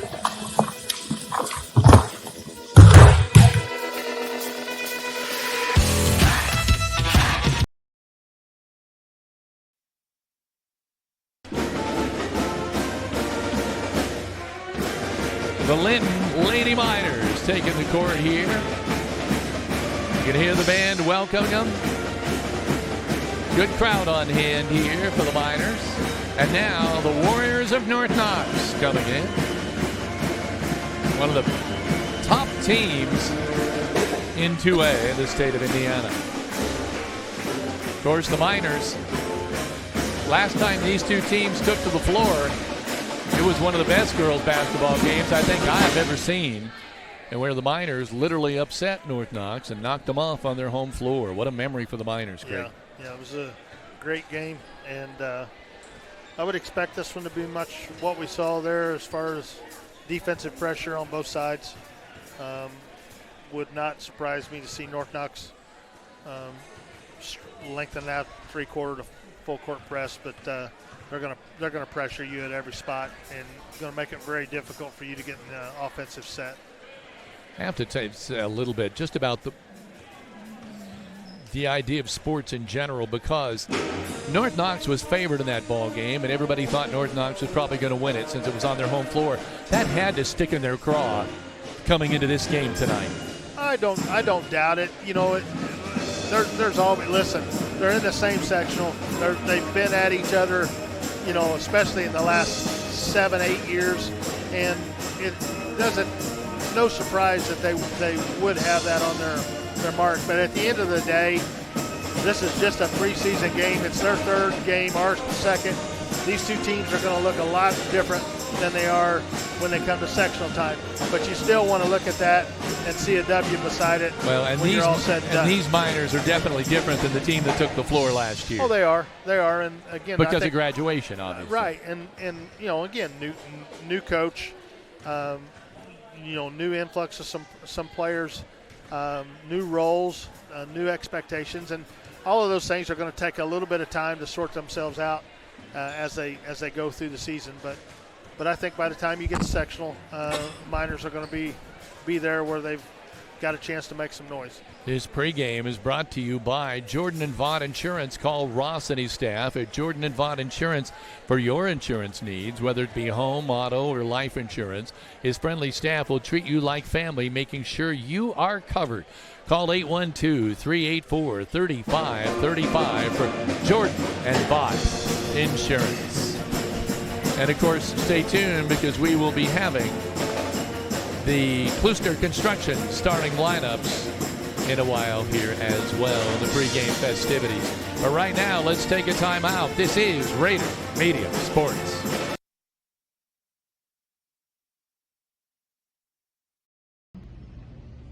We're very excited here at Linton Stockton Schools this year for another fall sports season. Our girls golf, boys tennis, cross country, football, and volleyball teams have begun their seasons successfully thus far, and we're looking forward to a great build-up to the tournament, IHSA sectionals and beyond for the teams this year. Certainly the kids have put in the practice and the effort to get the season started. Coaches have put in their efforts, and we know the combination of those things are going to get us where we want to be, and that is cheering the Miner Nation on in the later fall months.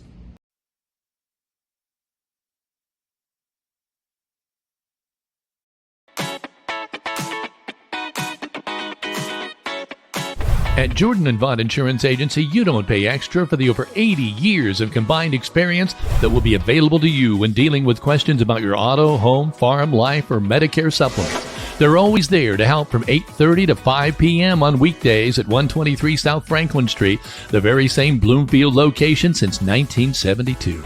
You may not realize the value of experience until you need it the most. Call Jordan and Vaught Insurance, your friends with experience, at 812-384-3535.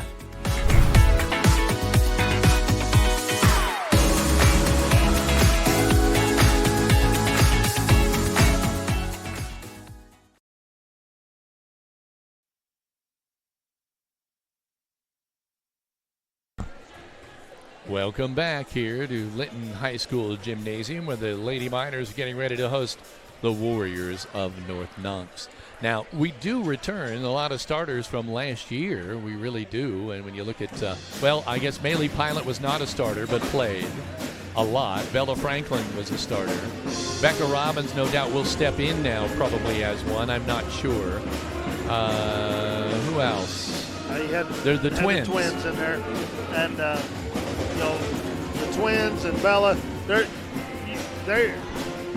were very, very good players last year, but they did not have to be the scorer. Brady and Sydney were doing that. So their roles have changed a little bit to where, hey, it's time for me to go, and I've got to be the person that puts the ball in the bucket and score. So anxious to see how those three adjust to that role change a little bit. Addison had a great game last week. I think she's plenty capable of doing that night in and night out. And then you look at a couple freshmen there that'll probably start tonight, and Jaylee Archer, and then or JC Archer, and then Audrey Sullivan. They're gonna see a level of pressure here tonight that they probably haven't seen at this point. But it's going to be fun to watch them grow because they're both tremendous athletes. And I think we'll by the sectional time, they're going to be ready to go, be a big part of what we do here. And Greg has already said that, but I'll echo it again. Where they're starting now is not where they will be by the time sectional comes around. No, you're constantly, these coaches are constantly looking and every little thing that they can do to make this team better. What are my flaws? What do I need to work on? What do I need to, shore up a little bit? Who are my kids I can count on? When I need something out there, what kids are going to perform in pressure situations and so forth. That's all going to sort itself out as the season goes on. But I really feel like that for Linton, it's probably a bigger deal than North Knox. Now, North Knox has got a team that's got veteran. I think they lost one player from last year, and they've kind of figured that out. But again, for the same thing applies to them. But for Linton, it's really going to be about finding roles. What kids can help me where? How deep can I go on the bench? That's all the things Coach Van Devener is going to be looking at as the season early, or especially early in the season here. There's two players that have piqued my curiosity. One is JC Archer, because of what I've heard coming in, that she's just a good, talented basketball player, even though she's only a freshman. But I'm also extremely interested in Becca Robbins, because she gives you a presence inside that they really have not had. Now, Becca's a great athlete, obviously going to D1 in track and field, and was she's played basketball before, but she was really good on the volleyball court. She's just an athlete all the way around. Is she going to be somebody that's going to get you 6, 8, 10 points a night? Probably not. But is she going to be somebody that can be in there, defend the paint, get some rebounds, do the dirty work. You know, we don't have some of the height that we need. She's going to be able to give us that. And you know, I think as she gets her feet back underneath her in the game of basketball, you're going to see her be a little more integral part of what's going on as the season goes on. And another one I'm always interested in seeing, and that's Maylee Pilot, because when she comes in, she can fire those threes. Maylee's just fun to watch in anything that she plays. She plays it with a joy and works hard, and she is one that if she gets hot from outside, she has a wonderful shot. She can light it up pretty quick. Now I think of the McKee twins. We already talked about Addie and Olivia a little bit, but they're just fun to watch. Oh, they are, and they work hard. They're always, you know, grinding out there and getting on the floor for balls, playing hard. They got a high motor and fun to watch. And one thing I have noticed, and I noticed this last year, and Coach, I've heard this from several of the coaches, that's that Bella Franklin, Isabella Franklin, is one of the strongest players. I remember watching somebody hit her driving into the hoop and literally just fell apart, and she never moved. Yeah, she's strong. A really, really strong kid. And I got to be around her a little bit during softball season, and yeah, she's just one of those kids that's tremendously strong. Great kid, coachable kid, and works really hard at what she does. So I'm also interested in seeing how Aaliyah Sam begins to fit into this a little bit. You know, we were impressed with her last year when we watched her play. She only played, I think, one quarter on the JV there. So I'm interested to see how she's going to fit in on this varsity level. She played a little bit last Saturday, and again, I think she's a really nice player that fits into this rotation. She's another ball handler for you, and can pretty heady player. You watch her play, you watch her communicate, talk on the floor. She does a good job of that. So anxious to see how they do there. And one other player I'll mention for Linton, and that's Audrey Sullivan, because I've only seen her play one basketball game. I saw her play volleyball and grow tremendously. It'll be interesting to see her in a whole different line of sight here when she's playing point guard. Audrey plays volleyball, basketball, softball, all of them really, really well. And she's just a tremendous athlete. She's going to probably be your main ball handler tonight, but she's going to see pressure, and how she handles that's going to be a big part of that. She's going to have to adjust to that, the speed, the pressure. You know, one of the things we struggled against West Washington in the latter part of the game that kind of let it get away from us was the pressure that we got. We got some double teams, and we weren't able to adjust to that. Now, and I want to mention one other thing about J.C. Archer. I know we've already discussed her a little bit, but it's my understanding she's played a little bit of even international ball with USA. Now that I don't know about. I do not know about that. Is that right, Heather? Yes, I'll keep talking, and I'm going to pull it up Look for you. that up, and that has to also help her coming into this. But and I see they're out shooting some trays right now in the warm-up. But obviously, so is North Knox. Why don't we take a break here, and when we come back, we'll talk more about North Knox. And you know, they are one of the premier teams, basketball teams in 2A for a reason. We'll discuss that when we come back. This is Raider Media Sports. After high school, I worked in a couple factories, and then my dad convinced me to go to the apprenticeship program. As I have pension, I have health insurance, I have an HSA, am paid while I'm learning and training. Like being able to see what work I've completed. They'll be able to go to school and get paid while they go to school, still receive a college degree, and they'll be making a great career salary-wise once they finish.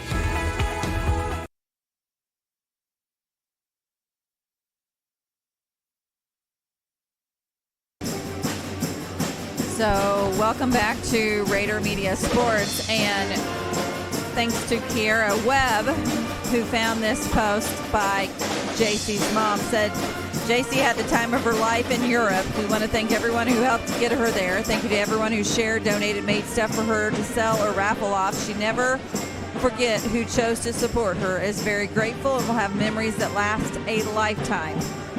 So she was able to participate And she also dominates for Illinois' Range Elite. We're going to reach out, obviously, to Kelsey to get some more information, but another post said that she actually spent the day at Indiana State University and had some time at a women's elite camp, got to tour some campus, and obviously compete into some college level drills. So I'm anxious to see how she's going to progress as a Linton Miner here in the high school as well. Just don't want to put too much pressure on her coming in as a freshman, but that's all you've heard is how great she is. Well, and listen, she's worked hard, obviously, and a lot of these kids have. And again, I think when you look at it as a freshman coming in here, when's the last time you played in front of a full gym with a band? There's another level that's a lot of people don't realize. You can play all travel sports you want. When you put that name across your chest for your school, it's a different level of intensity. It matters differently, and for these younger kids especially, and there's going to be kids on North Knox's side that are maybe playing their first varsity minutes, that are starting to get some varsity time. Hey, you're going to find out what it's like to step into that varsity level and experience that. So when we talk about North Knox, they come into this ball game 1-1. They lost last outing at Washington, 57-51, but earlier defeated North Davies 46-38. Lexi Premise, the straw that stirs the drink. Only a junior, but already one of the best players probably in 2A at point guard. Already with, we believe, a commitment to play Division I basketball. That ought to tell you something. She's averaging 11 points a ball game this early in the season. Alex McKinley is averaging 10, and Brenna Collins is averaging 9. You're almost right there, the cusp of 3 players in double figures. Yeah. Primus is the one that you're going to hear the most about early on, but they're literally loaded up with players, and if you go out and try to take her away, there are 2 or 3 others that can beat you. So it's going to be really one of these where we're going to have to play really good defense, solid all around, communicate, talk, and we're going to have to eliminate second chance shots. You got to play clean, no turnovers, and eliminate those second chance opportunities. And when you look at rebounding, and again, we don't have statistics for Linton Stockton, so I'm going over and telling you about North Knox here. Alex McKinley with 8 rebounds in average in the 2 games. Jade Richter, 5, and Brenna Collins with 4. So right there, 17 rebounds on an average. Yeah. And they're, again, you get rebounds from missed shots, and their defense is going to force a lot of missed shots. And so we've got to be able to go to the boards, and then we've got to keep them off the boards on the defensive end. And then 2 other things I'll look at before we take another break, and that's steals. Brenna Collins with 3, Jade Richter with 3, and Brooklyn Sturgeon with 1. And those are averages, folks. That's not the total number. They're averaging about 7 right there, 7 steals. And so that's got to be something to be concerned about as well. In scoring, Linton averaging only 1 one game out, so 38 points. North Knox averaging 49. Yeah, I think for me, I would really like to see us, Coach talked about it earlier too, just our free throw shooting was not very good down there. And, when you go back and look at that, and you lost the game by 10 points and you shot what you shot, those are missed opportunities, and you can't have those when you play in tight ball games, especially. So it'll be interesting to see how we come out here tonight, if we're better at the line than that, and see what happens. Well, let's take another time out here before we come back with our game tonight. The headliner, the North Knox Warriors and the Linton Stockton Miners. This is Raider Media Sports. At Crane Credit Union, you can expect a personalized experience from people committed to your financial well-being. When you visit one of our 18 branches across southern and central Indiana, you will be greeted by our team that is committed to supporting your financial needs, dreams, and possibilities through all the stages of your life. From youth and teen accounts where it pays to get A's, to auto and personal loans that are processed completely within your local branch. Your local staff can assist you with mortgage and home equity needs, and when the time is right, we can help you with your IRA retirement accounts. We will be with you every step of the way. Crane Credit Union, building relationships since 1955.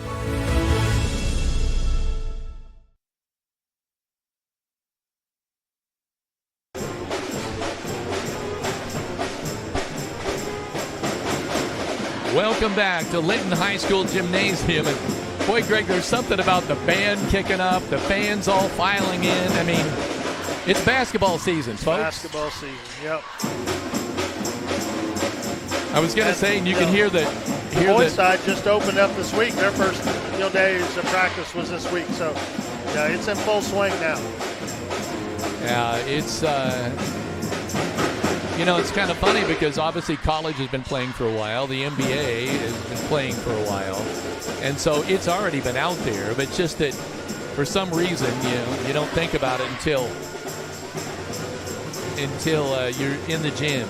We want to say hello to Doug Cottingham, who's watching, Wayne and Kathy Elliott, Rita Smith, and Wyatt Stone, who's currently en route to Florida. Wow, you got to like that. Let's see, I'm going to check something because, okay, that's wrong. I need to get to the basketball and look them up here because I'm told that it may not be the case. Yeah, what he lost to Washington? I think it was Northeast DuBois, if I remember right. Northeast DuBois, okay, was the loss. But then apparently I'm wrong on that one, too, so I want to get that corrected. I know we're getting ready for the national anthem, so let's pause and take in the festivities of our national anthem.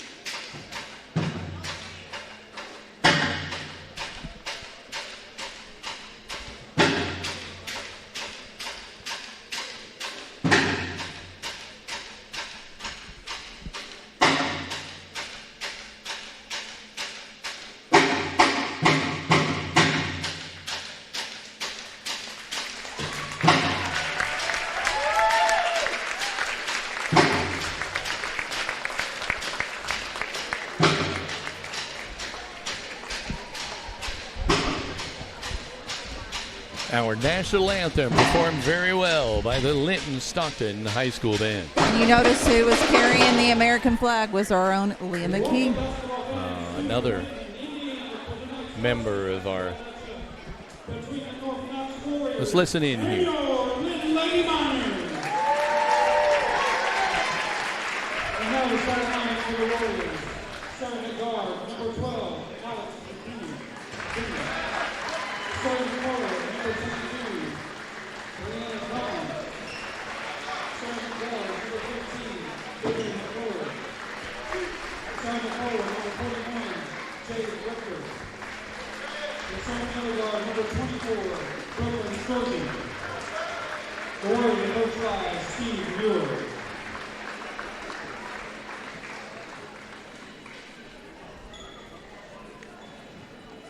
And now the starting line of your Lady Miners.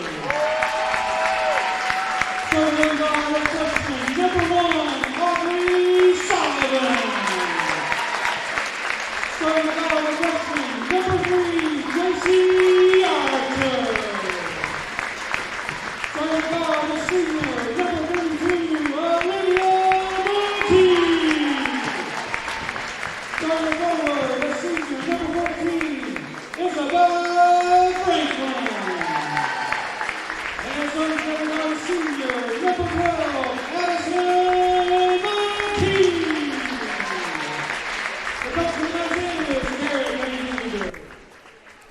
So there we have the starters for both teams, and I must say, I was trying to get the mic situated. You have the starters. I'm going to need to circle those numbers for Linton. Let's see. Lexi Premis, of course. No, she's not starting on the floor there. Is she not? Okay, well, let's look. Alex McKinley is out there. Number 24, Brooklyn Sturgeon. Can't see. Somebody's sitting in a boot over there. So 22, Brenna Collins.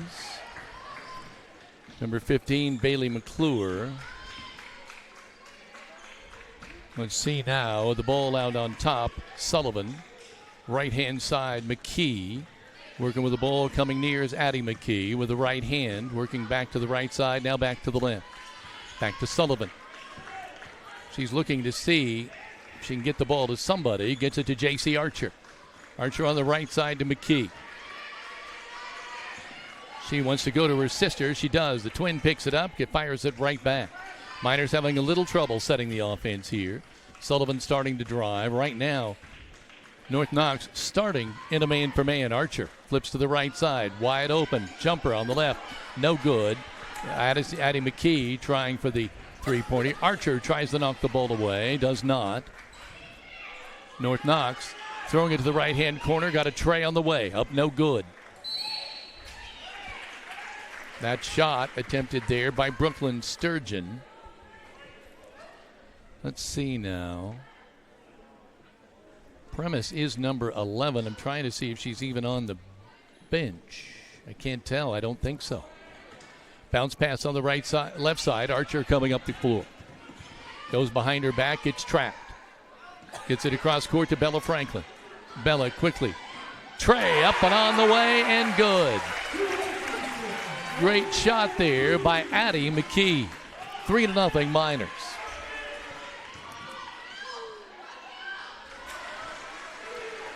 Up underneath, there's a shot up and in. And I didn't catch that. So it's 3-2 right now. Sullivan getting across the timeline. They're trying to work against the freshman.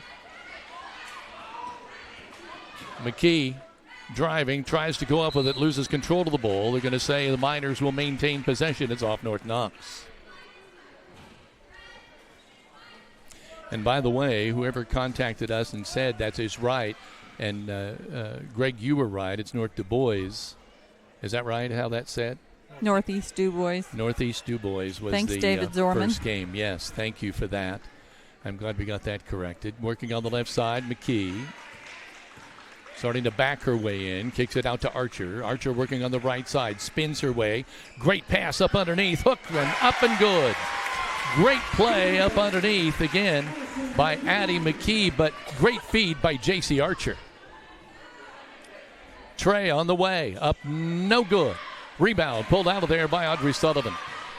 Miners off and running the other way. Now the ball goes out of bounds, and they're going to say it'll be a turnover to North Knox. They double team her every time she's coming up with the ball. They clearly think they can make the freshman make some mistakes. Yeah, they do that all the time. It's just a matter of looking for opportunities to see a ball handler not seeing you come from a different angle, and so they're just watching head down.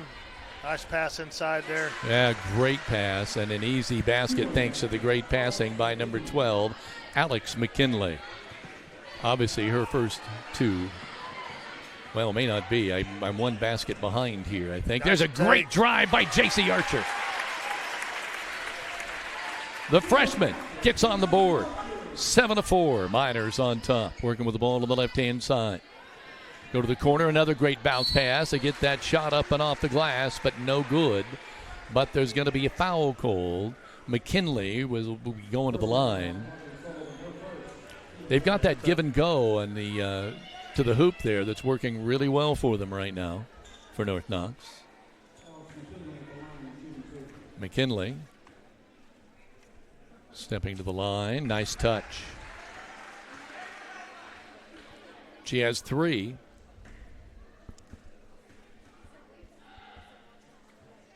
Second free throw's up and good. Sullivan trapped a little bit. Up and over to one of the McKee twins. Addie McKee gets it back to Sullivan. Now to Olivia McKee. Olivia works it on the left-hand side. She threw it before she looked, but break. North Knox out of bounds when they're trying to handle that play. Number 4, Jonah Myers, who played a lot. North Knox dropped into a 1-3-1 here. I'm sorry, that's 41. That is not Myers. That's Jade Richter.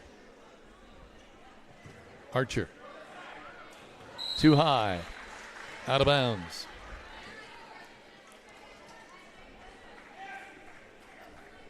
Seven to 6, Miners on top. North Knox with a basketball. They're bringing it up.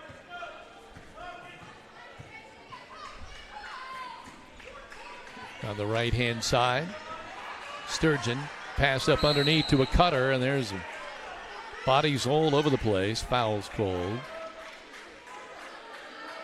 I would have to think.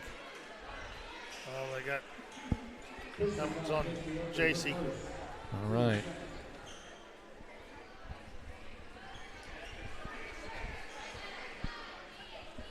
Oh, there's a tray on the way.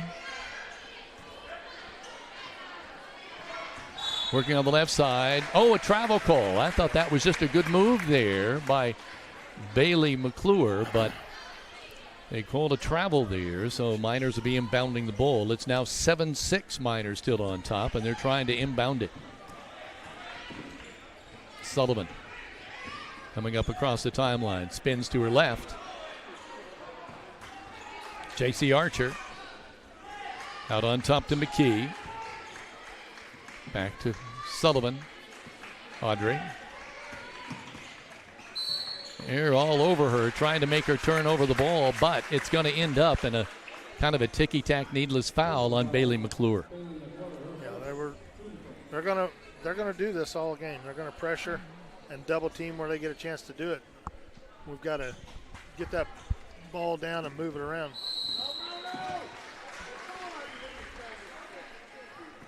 There's an over and back call on the inbounds.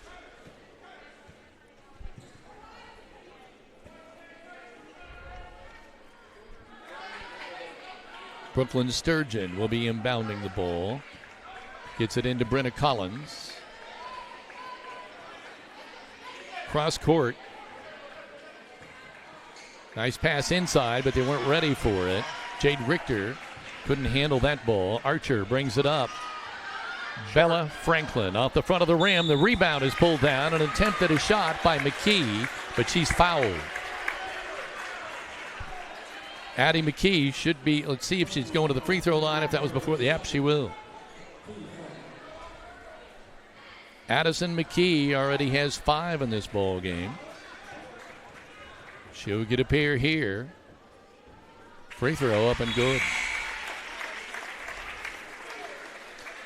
6 for Addie. three. I think that first three was from Olivia. Oh, was it? Got my twins mixed up? Knocked them both Now, down did she make? there. Yeah. 4 points then for her. Bounce pass. Miners with the 9-6 lead. Trey on the way again. They like that corner tray, but they have not been able to make it count. A running hook shot will rim and fall. A great shot, moving shot in the lane there by McKinley. She has 6.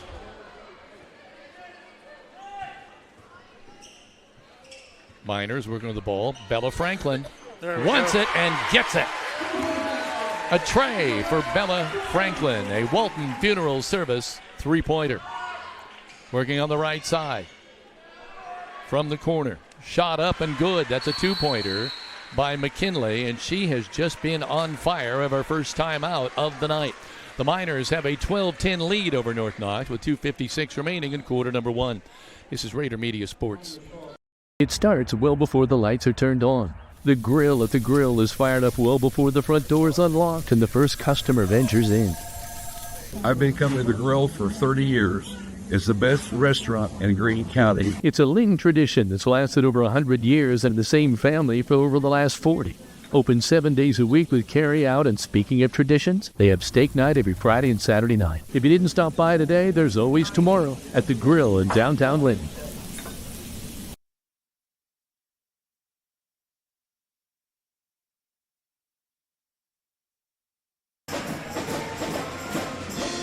Well, welcome back. 2 minutes, 56 seconds remaining in the first quarter. The Miners leading it 12-10, hosting the North Knox Warriors.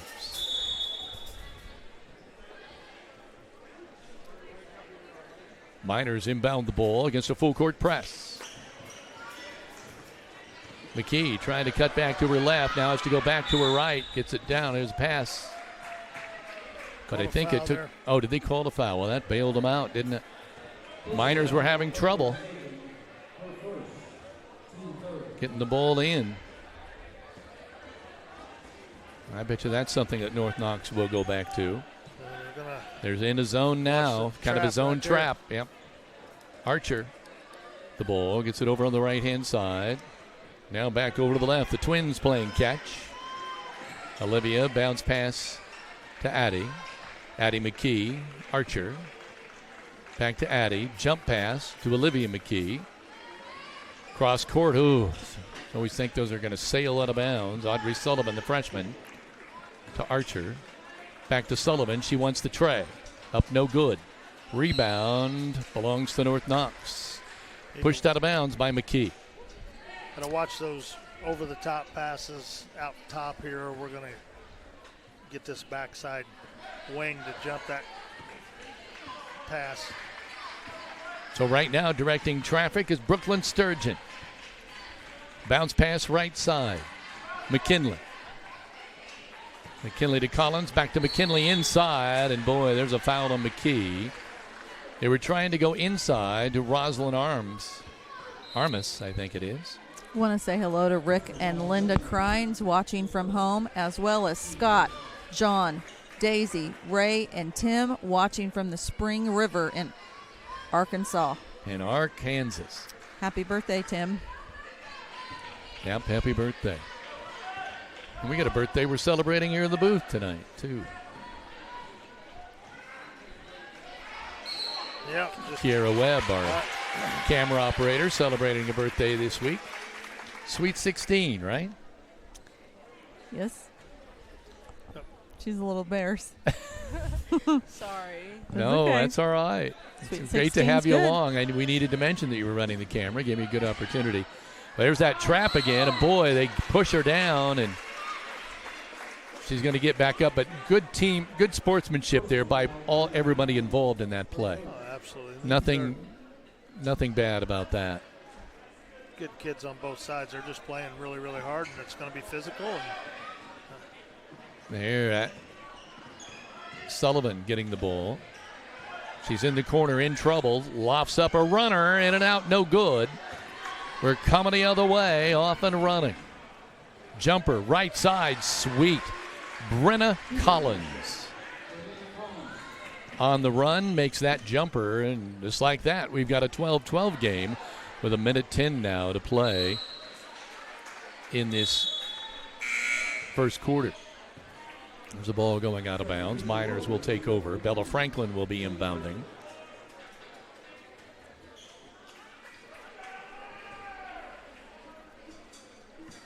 Inbounded to Sullivan. She brings it up. She'll be picked up at half court. North Knox switch back to man. I bet you they'll be switching back and forth constantly. J.C. Archer having trouble trying to find someone to get the ball to. She tries to bounce it to Bella Franklin, and it goes out of bounds.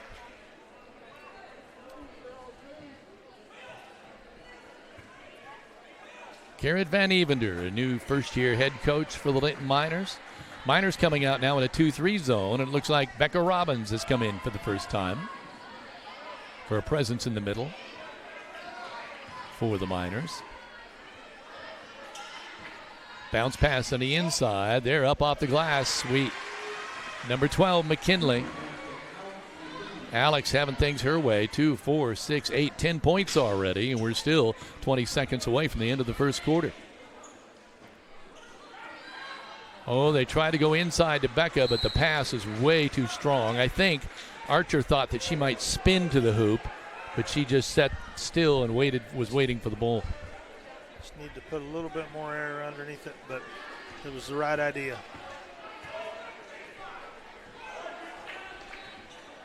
Bounce it to the corner here. Armas, the ball out of bounds.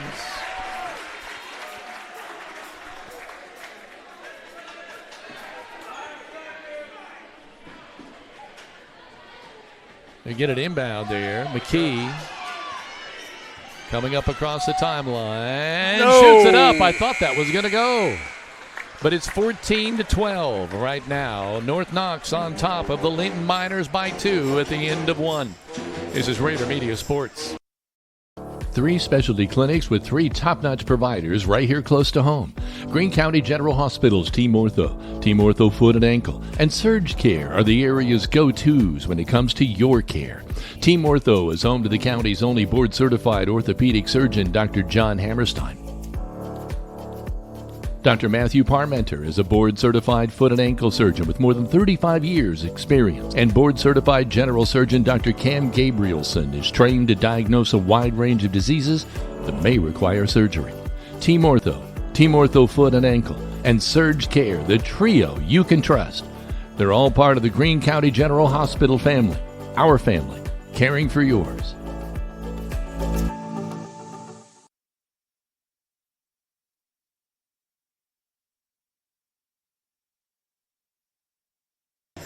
Welcome back for our second quarter. The second quarter brought to you by Key Associates of Linton, serving Greene and surrounding counties for 30 years, has helped generations of clients buy and sell homes. Whether you're looking to buy a dream home or next investment, or sell your home to enter the next chapter of your life, Allie Walton, Mary Beth Geralds, and Audrey Sparks are there for you every step of the way. And our Stanger Homes scoreboard at the end of 1, 14-12, North Knox, and kind of a back-and-forth game, but right now it kind of seems even-steven, Craig. Yeah, it's good first quarter. Alex McKinley had a really good start there. Boy, she sure did. 10 points. Miners need to figure out how to address that. Miners come out of the zone. Maylee Pylant is now in the ball game. It's the first time that we have seen her tonight. And she is a kind of a three-point specialist. Be interesting to see what they can do with her. Sullivan coming up, bringing up the ball on the left-hand side. Spins to the right. They attempted to get the steal, did not. McKee working it on the right side now, having a little trouble with it. Addy getting it on top to Pylant. Pylant gets it back to Audrey Sullivan. Sullivan. Not a lot of movement here. Now the McKee going to the corner. Wants to get it underneath to Becca. And again, they come up with a steal. North Knox on the run. A tray on the way. Yes, splash. Perfect. Great shot by Brenna Collins. That's her first tray, and it's a Walton Funeral Service three-pointer, and it gives them a 5-point edge, 17-12. Audrey Sullivan across the double screen, the layup up and in, and it'll count. They tried to set the pick and draw the offensive foul, but it did not work. Audrey, the freshman, with her first two. There's a ball on the ground, and now little trouble. North Knox coming away with it. Oh, I thought they were going to throw it out of bounds. They did not. Trying to drive inside. They're going to call a foul. Brenna Collins was trying to get it in there. Now, right now, Sturgeon checking back in the ball game, and going out is Alex McKinley, going to give her a rest. That girl's done a lot of work for her team. There's a shot inside, and boy, can't let that happen. That was just a simple. Armas just turned around, and nobody was on her, and put it up and in. Clock running, 6:25 to go in the first half. 19-14, North Knox on top. Right now, the Miners kind of just running some high post here, trying to see what they can do. Pineland. Got to take that harder and get that down. Audrey did it last time down. There's a foul. Bella Franklin charges to the hoop and picks up the foul on Brooklyn Sturgeon.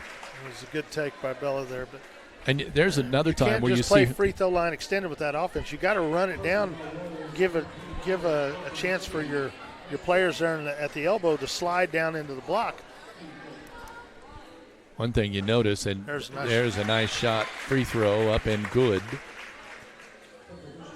by Bella Franklin. She has 4 points now in the game. But when she drove there on the baseline, you saw her strength. Oh, yeah. Yeah. Because she was able to maneuver in there where there was no room. Second shot in and out, no good. Becca Robbins turns around and puts it up, no good. Great rebound by Becca, but she just couldn't get it to count. Coming the other way. To get it inside, they'll need to kick it back out. They do. Another tray on the way. In and out, no good. Ball going out of bounds. Should be off North Knox. Should be. No, they're going to say it's North Knox ball. Said that was off Bella's foot there. Yep. Hard to tell. Well, he certainly had a better view than I did, didn't he? Watch the inside again. Brenna Collins getting ready to inbound. Yep, to get it right in there. There's a block, though, from behind by McKee. But the North Knox still maintains. Shot up at the free throw line, no good. Franklin with a rebound. Gets the outlet to McKee. Hook pass. Sullivan off the glass. 4 points for Audrey Sullivan. 19-17. North Knox on top. Linton giving him every little bit. Now having a hard time with the ball over and back. Great defensive play by Sullivan. She gave him a little of her own medicine there by pressuring the ball. Yeah, she's really active out there with her hands. Knocked one loose earlier toward the end of the first quarter that we didn't get a timeout. We got a timeout on the floor with 5:22 to play in the second quarter of play in the first half. It's 19-17 North Knox. This is Raider Media Sports. Out here, work won't wait. From grading gravel to herding cattle, Polaris gives you the upper hand on hard work.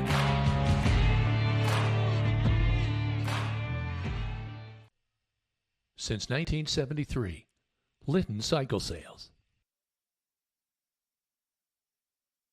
We take pride in our funeral homes and value the friendships we've made for over 100 years. It's those friendships that make us work hard to be the best. You have my personal guarantee that we will always strive to earn your trust.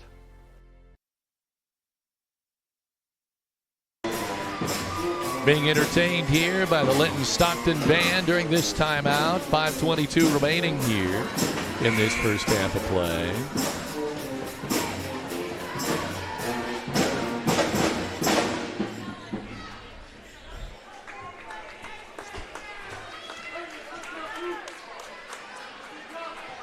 Miners will inbound the ball. Franklin will be triggering the inbound play. Gets it into McKee. Addie McKee getting on the right side to Franklin. Audrey Sullivan back to McKee. Trey on the way. Oh, I thought that was going to go, but it hit the front of the iron. North Knox off and running. Handling the ball is Brenna Collins. Free throw line jumper, no good. Foul call. She'll be going to the line. got that on Audrey Sullivan. That'll be her second. Looking to buy or sell your home? Century 21 Sheets agent Corey Motter specializes in top dollar for clients with a proven track record and personalized marketing strategies. Corey strives to make selling easy and stress-free. Get the results you deserve and close it with Corey. She hit that first one there, didn't she? Yep. I don't think she's the type that's going to be missing many free throws. She has 6 now in the game, gunning here for number 7. 20-17. North Knox on top. Second free throw, nothing but net. Sweet. 7 points now for a little smaller lineup Brenna now Collins. for the Miners. They try to double team Sullivan. Get it back to her. She puts a tray on the way. Up no good. Rebound is pulled down. I thought by North Knox. Archer tries to go up with it. She tries to draw the foul. No go. Nice. Follow Way is to good. stay with it. JC Archer gets her 4th point of the night. 21-19. Again, North Knox on top, and they have the basketball at the top of the key. Is Brenna Collins. There's a tray on the way. No good. Rebound I thought was going to be for Sullivan, but she wasn't able to pull it down. There's a shot. Left-hand corner. Up no good. Short by Leroy. Archer coming down with the basketball. Working on the left side. Gives it to McKee. Addie to Olivia McKee. To Sullivan. North Knox full on man now. Picking them up out high. Archer. Hits the deck. Nothing called. She's got to get up and go the other way. Here's a ball tipped. Getting it low. Now another cross court. Back again. Both teams seemingly having just a little trouble getting things set up. Shot up on the left side. A tray on the way for Leroy. Millie Leroy with a 3-pointer. And we've got a timeout on the floor with 3:17 to play in the first half. 24-19. North Knox with the lead. This is Raider Media Sports.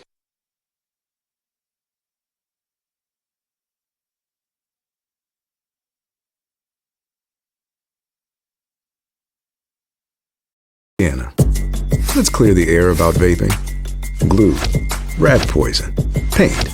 We all know these products contain poisons like formaldehyde, arsenic, and lead. And these are just a few of the chemicals you'll find in e-cigarette vapor. Let's clear.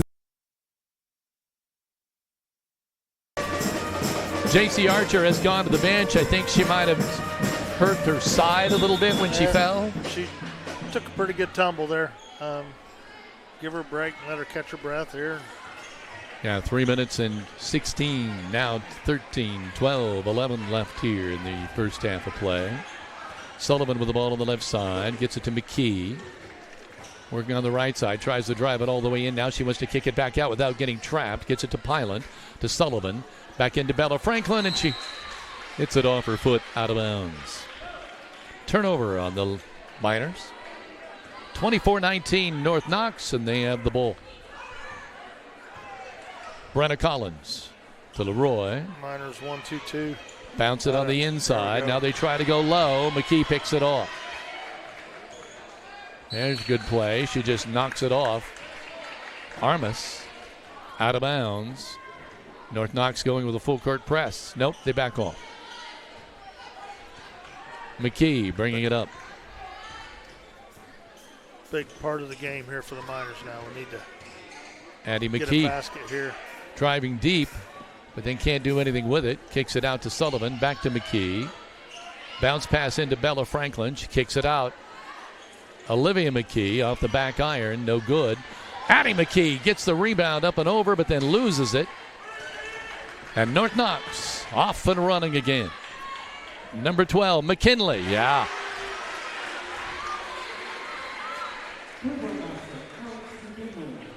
"13 points for McKinley.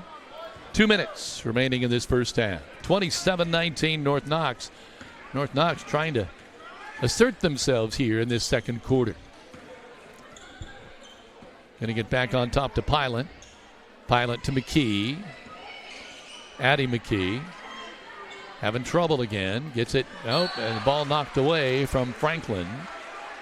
It'll stay with the Miners. Franklin will trigger the inbounds.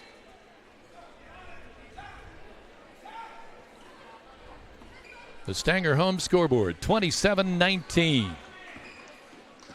North Knox on top. Addie McKee. Give and go with Bella Franklin, and their shot is blocked out of bounds. Stay with the Miners.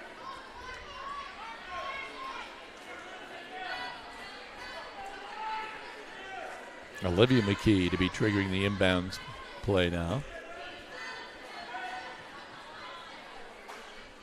Addie spins off the glass. Yes, and she's fouled. Nice pass. Made a nice little spin move up off the glass there.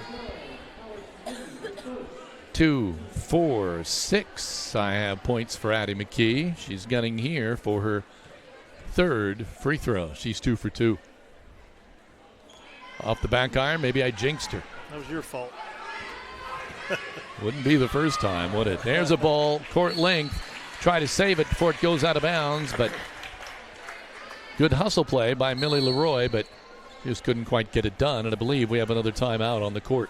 With 1:19 to play in this first half, it's 27-21 North Knox on the Stanger home scoreboard. This is Raider Media Sports. Is your family protected? Contact me, Alicia Cornelius, your Indiana Farm Bureau insurance agent, to discuss your home, auto, farm, life, or business needs. It's not just about protecting my family. Let me help protect yours too. Proudly serving Indiana, call to speak with me, Alicia Cornelius, one agent for all your insurance needs.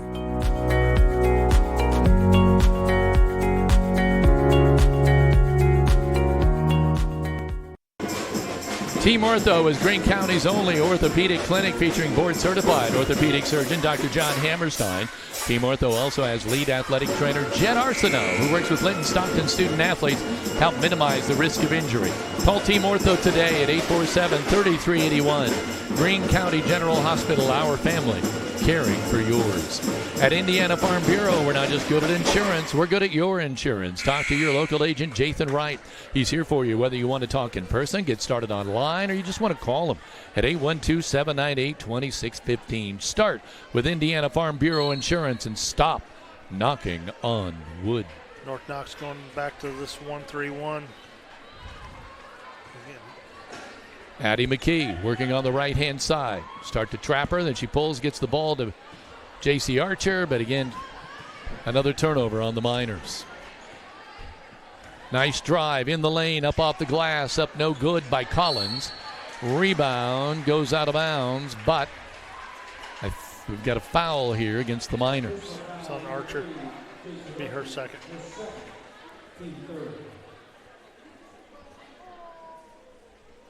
So at the line right now is Brenna Collins. She is 2 for 2 from the line. Make it 3 for 3. That's a sweet shot. She has 8 points now in the ball game, gunning for 9.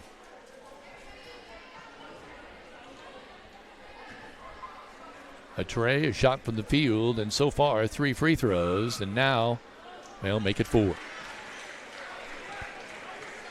29-21, North Knox on top. Miners, Addie McKee on the left-hand side. Bounces it to Bella Franklin, give and go. Back to McKee, shot up no good off the back iron. Leroy, full court length pass and overthrows number 22, Brenna Collins. That's a turnover. Miners will inbound. Trailing by 8 on the Stanger Holmes scoreboard. 40 seconds remaining here. That's all the time left here in the first half. See if the Miners can set something up here and get on the board with a shot right as we get close to the end of the first half. Great defense by Millie Leroy there for North Knox. North Knox switched up to a man-to-man. We didn't recognize it. Weren't in the right spot. They're bringing it up. Leroy on the right side feeds inside. Now they kick it back out. Jumper up by McKinley. Back iron, no good. Rebound is pulled out of there and then thrown away. 19 seconds remaining.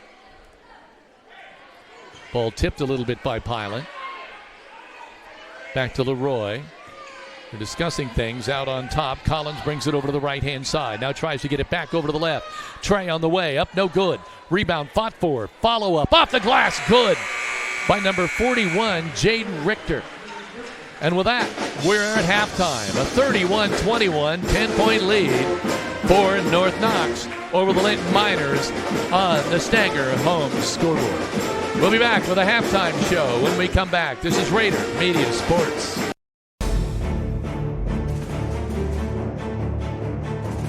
Whether you're looking to purchase or sell a home, the opportunity is better than ever. Take advantage of the falling interest rates. Real estate provides the highest returns, the greatest values, and the least risk. The best investment opportunity will not fit into a safe deposit box, but you can live in it. Go with the tradition of trust. When you are ready to buy or sell, call me, Michelle Stanger at Stanger Homes at 812-219-2307 and start packing.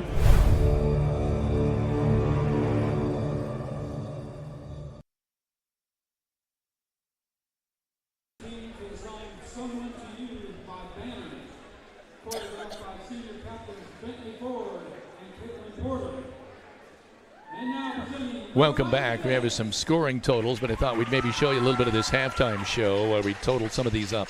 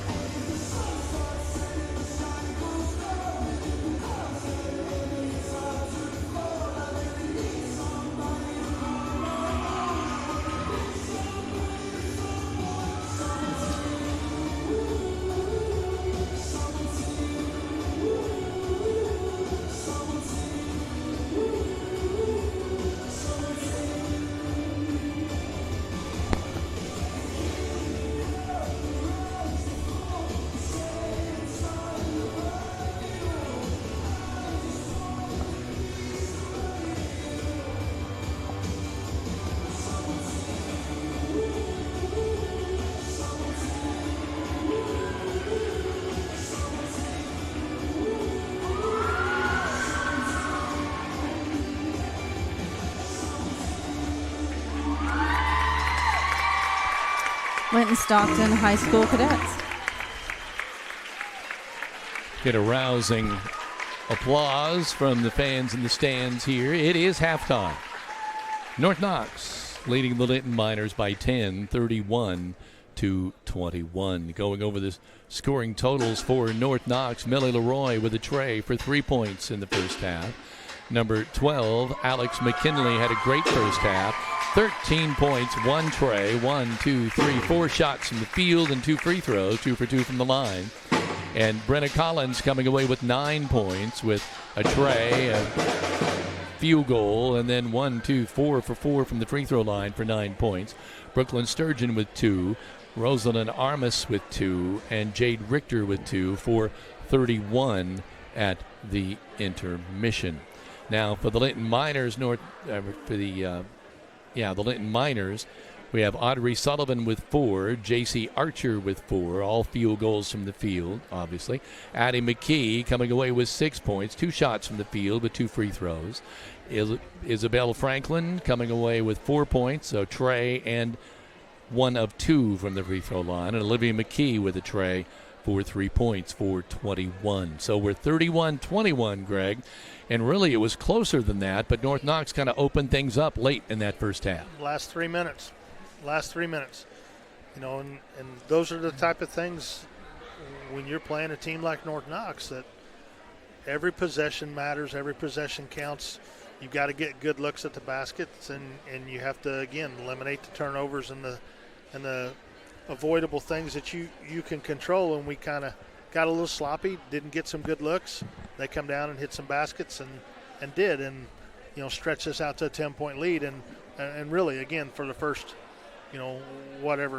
13 minutes basically of the game, this was 2, 3, 4 point ball game. So we'll see what kind of adjustments we can make at halftime here and come out and close that gap. Speaking of adjustments, I think North Knox made some adjustments. The Miners were hitting some trays from the wing, and all of a sudden the wing was taken away. Yeah, they did, and that's going to happen. Again, they switched defenses up in that quarter a lot, which always, again, that starts out front. Hey, okay, we're in a man. We've got to adjust. We've got to change our offense up.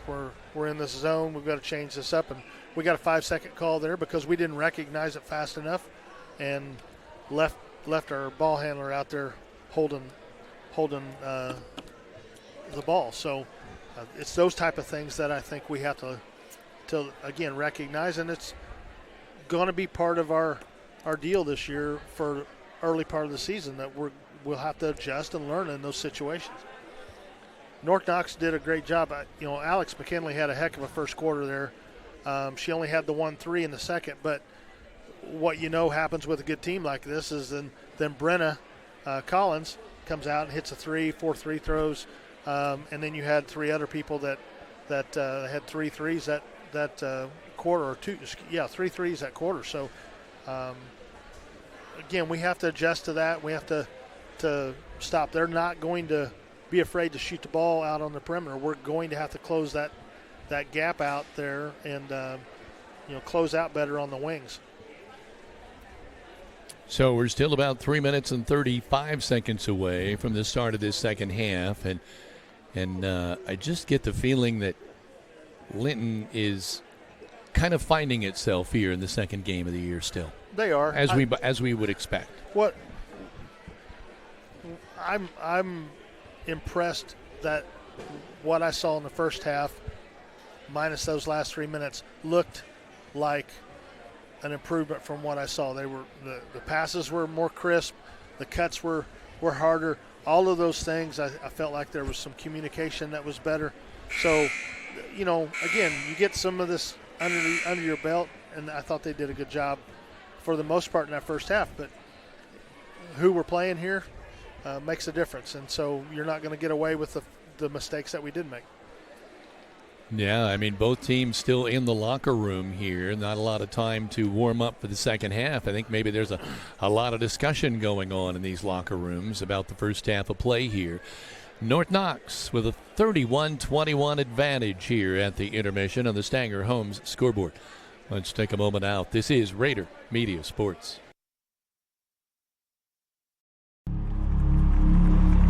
Some see a wrestling match. We see a 6-minute lesson in grit.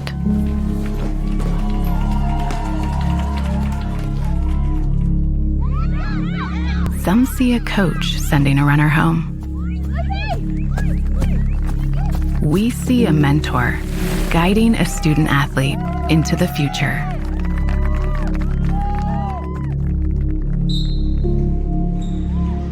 Some see a volleyball match.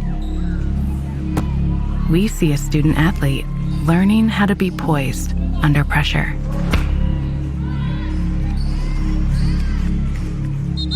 Some see a high school football stadium.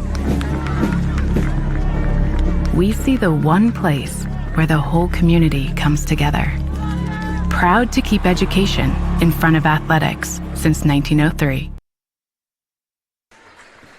Welcome back to Raider Media Sports. Marsh Madness Sandhill Crane Festival is brought to you by Friends of Goose Pond in partnership with Goose Pond Fish and Wildlife Area. Kickoff is Friday, February 14th and all day Saturday, February 15th, 2025 at Humphreys Park and Goose Pond Visitor Center. For more information, visit www.friendsofgoosepond.org for more information. And I also know that they currently have 2025 calendars for sale as well, featuring some great photography and scenes from around the Goose Pond. So be sure to check them out on Facebook today. Kevin? That is such a treasure out there. I mean, I love going out there and stopping and just visiting the center out there. It's just, and of course we like just watching the birds in our own neighborhood, but out there it's a treat. Well, we actually get a lot of the Sandhill cranes that come to our pond. We do. From the Goose Pond, so that's pretty cool. We do. Kind of a little stopover. Well, we're just seconds away here from the start of the second half. It'll be interesting to see, as Greg pointed out, what adjustments might be made by both basketball teams. I noticed one thing. When Becca Robbins is in the game, they really do have problems getting her the ball. They're not used to finding a way to get the pivot the ball. Well, the entry pass. You're right. Part of that problem getting that in there is the pressure that North Knox is putting on the perimeter. You've got to take care of the ball, and we struggled with it in the first half. So, well, in fairness, they know that you're starting a freshman point guard, so you know there's going to be a lot of pressure there. But I think she's held up very well. She has, and listen, watched them enough. They're going to pressure. They don't care if you're a freshman or a senior or you or me out there. It's just their MO. That is who they are. They're going to be in I can your guarantee face if you and I were out there, they would pressure us. They would definitely pressure us, and I'd still be having trouble breathing. So, yeah, we both would. But 8 minutes to go here. They're well coached, and they play the game the right way. And yeah, they really do. We're going to see how we adjust here. Third quarter underway. Sullivan working with the ball on the left-hand side, trying to go around some screens. Gets it to J.C. Archer. J.C. will spin with the ball around the left side. She's picked up there, having trouble with penetration. Getting the ball around the defense here. Now Sullivan again kicking back out. J.C. Archer. The ball's knocked away. We're going to have a jump ball situation here. Let's see. It'll belong to North Knox. Miners just having trouble. I'm not sure where that offense is going on the wing there, but they're having some trouble figuring out where to go once they get around those screens to the wing. Cross-court pass. Sturgeon, bounce pass on the inside. No go. McKee to Sullivan. She wanted to throw it to Bella Franklin, thought better of it with the defense. Across the timeline, spins to her right. Gets it to Bella Franklin. Bella waiting for somebody to move. Nobody's moving. Bounce pass. J.C. Archer spins, kicks it back out to McKee. Addie McKee looking again for movement. Go to Bella Franklin. Kicks it out, Sullivan. Addie McKee hits the floor. Nothing called. Jump ball. That'll belong to the Miners. I think some folks thought maybe something should have been called there after she hit the floor. Addie McKee getting ready to trigger the inbound.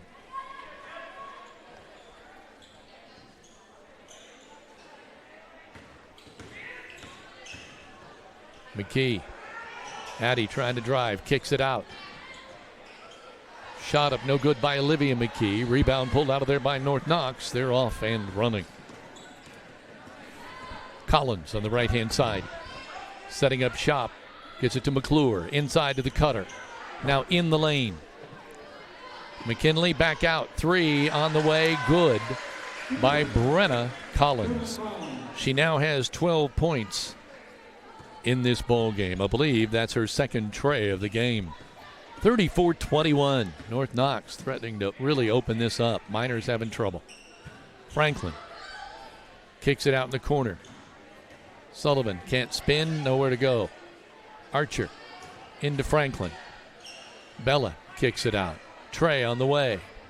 No good, off the back iron. Archer trying to fight for the rebound, but no. North Knox able to get it out. Now bodies on the floor again, but dribbling around them. Brenna Collins up underneath on the assist, trying to go to McKinley, but no go. Sullivan on the right-hand side cans the deuce. So she now has 6 points on the night. Drive up, no good. Ball tipped. Archer will come away with it. JC to Sullivan. 34-23 on the Stanger Homes scoreboard. North Knox by 11. McKee kicking it out. Sullivan wanted the tray. Can't. Thought better of it. Kicks it out to Olivia McKee. Olivia back to her sister. Addie McKee. Tray no good. Coming back the other way. Weaving her way up court. Brooklyn Sturgeon. Cross court. Brenna Collins. Tray. Yes. They better get on her. She has 15. Just losing in transition there. Third tray of the ball game. Where shooters are. 37-23.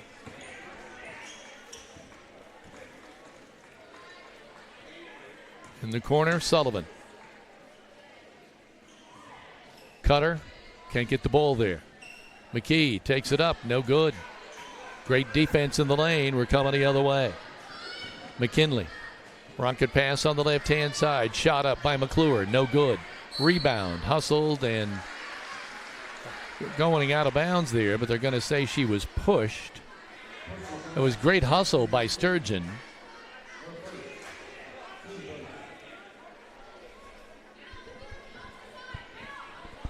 So we'll be inbounding the ball up underneath.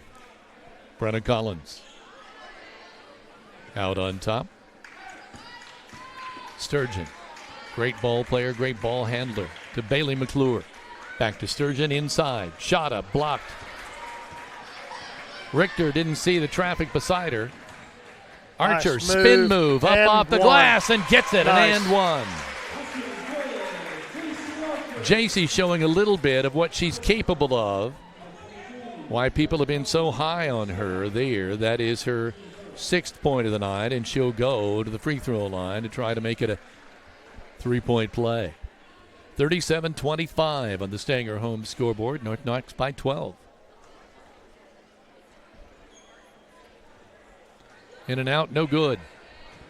Rebound pulled out of the air by Arms.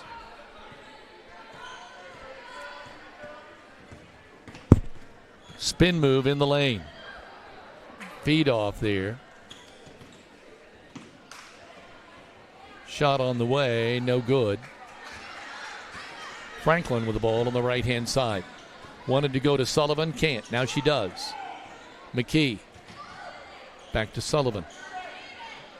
To Olivia McKee to Addie McKee. Hook pass, right corner. J.C. Archer out on top. Little weave going on the top now. Back to Archer. Spins, tries to make a move to the hoop, and I believe she's fouled again.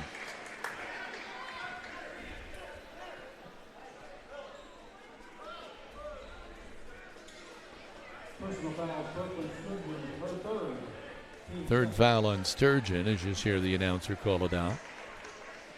She's going to go out for a break. Nice. Up and Shot up. Ah. Up underneath.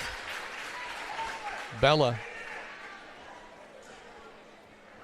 had a real shot at a 3-point play, but the ball caromed off the back glass. But she'll go to the free throw line and shoot a pair. Bella Franklin so far with 4 points on the game, make it 5. And she is now 2 of 3 at the free throw line.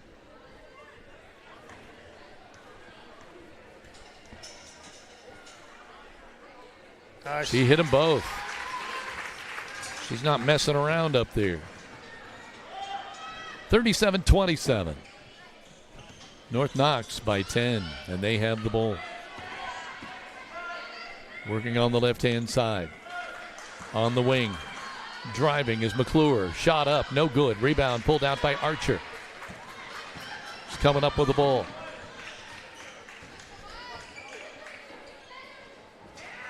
Needs some help. Nobody's moving. Sullivan breaks, gets the ball. Spin. Leroy covering her now.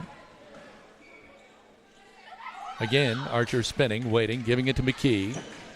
Addie McKee has the ball knocked away, regains possession. Back to Sullivan. Audrey pulls up at the top of the key. They'll have to set it back up. Right idea, not a very good pass. Corner Trey on the way. Off the back iron, no good. Bella Franklin goes after it and comes down with it. Archer eyeing the three in the corner. No. Will not take it. She'll spin again. Up, shot, no good. We will not get the call. And there, a jump ball is called between McKee and number 22, Brenda Collins. Thought JC got fouled there, but they're letting them play, and they're letting them play on both ends, so, you know, you can be okay with that. North Knox bring it up. It's got to go harder. On the Stanger home scoreboard, they have a 10-point advantage right now, 37-27. Got to be patient here and working the ball on the left-hand side. McClure off the glass. Good. Bailey McClure getting her first 2 points of the night. Sullivan working it on top. So 39-27 on the Stanger home scoreboard. 1 minute to go. And there's a turnover by the Miners. Becca Robbins going to go in here, see if that'll help a little bit. Olivia McKee checking out. That means the Miners will be going to a 2-3 zone.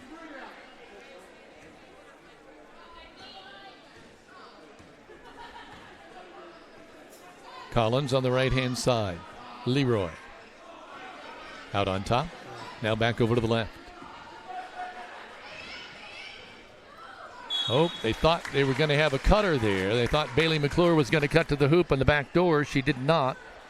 Ball goes straight out of bounds. Turnover. Miners will take it. They trail by 12. 46 ticks remaining in quarter number 3. Of course, this quarter brought to you by Key Associates of Linton.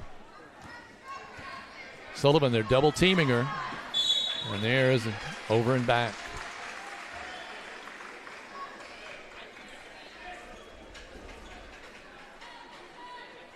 That pressure, tough to deal with, Greg's talked about. Going out right now is Arms, and coming in, I believe, is number 12, McKinley. She comes back in after the break. Getting some rest for her. Collins out on top. Drives with the left hand, kicks it out to McClure. McClure bounce pass inside. Now another pass. They're off the glass. Oh, my. That was set up beautifully on an assist, but We've got to Richter deny just couldn't that. get it done. Nice running shot there, but no go. Coming back the other way. Collins, shot up, no good. That's going to be the end of 3 quarters of play on the Stanger home scoreboard. North Knox 39, the Linton Miners 27. This is Raider Media Sports.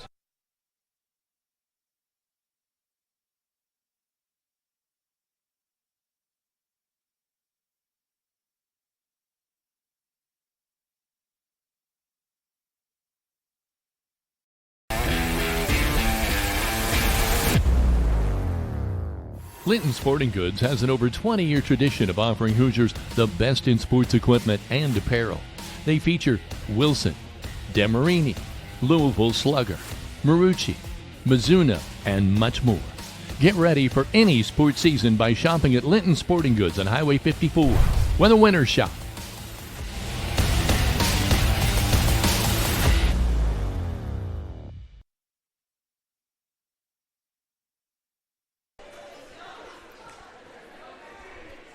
Crane Credit Union supports area schools and wants to encourage every student to do their very best. With youth and teen accounts, students can earn $4 for every A in their semester report cards. For more information, visit your local branch or find out more at cranecu.org. Linton Sporting Goods is your local one-stop equipment shop for all things sports. Locally owned and operated in the family for over 40 years. They'll make sure you're ready to start the season or upgrade throughout the season. Find them on Facebook today. So the Stanger Homes scoreboard, 39-27. North Knox really asserting themselves with that pressure, Greg, that you were talking about before the game even started. Yeah, and we've dropped back in this zone too, and we've got to defend that pass into the paint because it's breaking everything down. But they are just absolutely relentless on their pressure out front, and as long as they're allowing them to play that way and don't start calling a bunch of fouls, it's going to be very difficult for us. Oh, Addie McKee kind of slips and falls by trying to make a move in the lane there. I think she's all right. But it'll be a turnover, not her fault, just a slip and fall. I don't know if there's moisture there. I think she just needed to go on up, but they're parking somebody at the foul line and they're working that paint, and then that baseline cutter right there is. There's a sweet little jumper really on the inside. Difficult. It weaves its way around and falls. I believe, was that Richter? No, McKinley. McKinley getting 2 more. 15 for Alex. What a day she's having. Working on the right side. Sullivan. Maylee Pilot, who I don't believe has gotten a 3 up in the air today. McKee, Addie, having trouble finding somebody open. Gets it to Bella Franklin. Bella driving to the hoop, kicks it out. Oh, I thought Maylee was going to take that 3. She didn't. Puts it up in the lane. It's blocked. North Knox coming back the other way. Collins with the block, and she has the ball. Hits it over on the left side to Sturgeon. Back to Collins.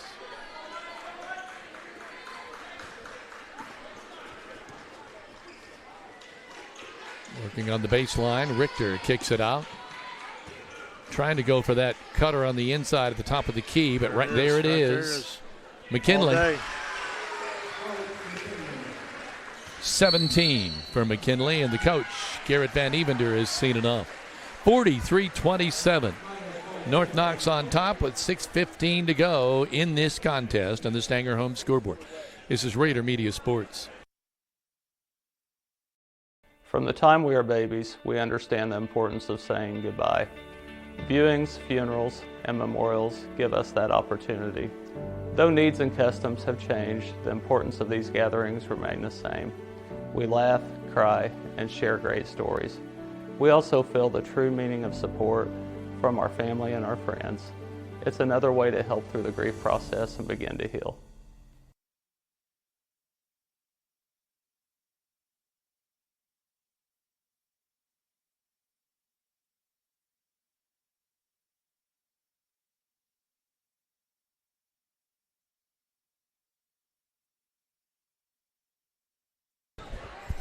Welcome back to Raider Media Sports, and we just want to say, Kevin and I want to say thank you to assistant coach Brittany Myers, who before the beginning of tonight's broadcast brought us up some homemade cinnamon rolls. And I will be diving into that later. Right now I'm going to dive into the remaining 6 minutes and 10 seconds left in this ball game. Clock running, 43-27. North Knox on top and pulling away on the Stanger Home scoreboard. Working on the left side, J.C. Archer. Back to the right, Sullivan.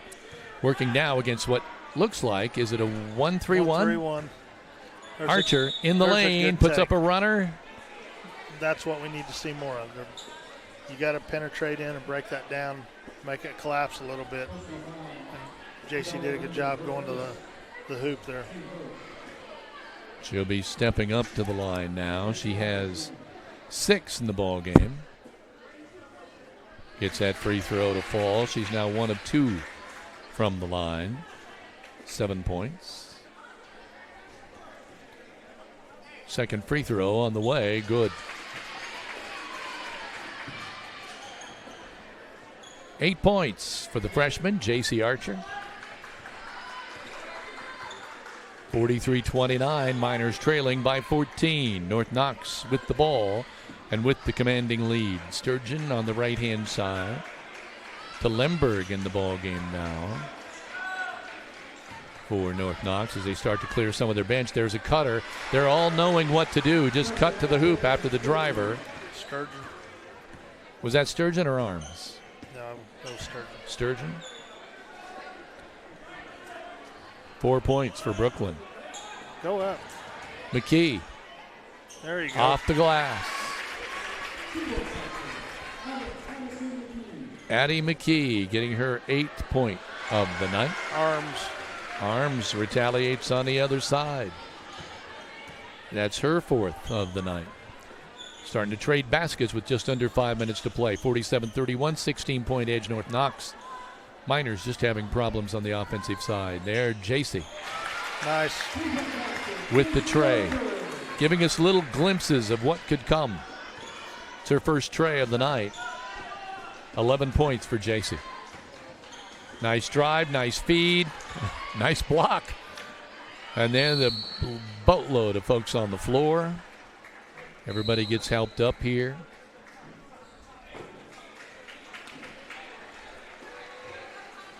Leroy is now in the ball game.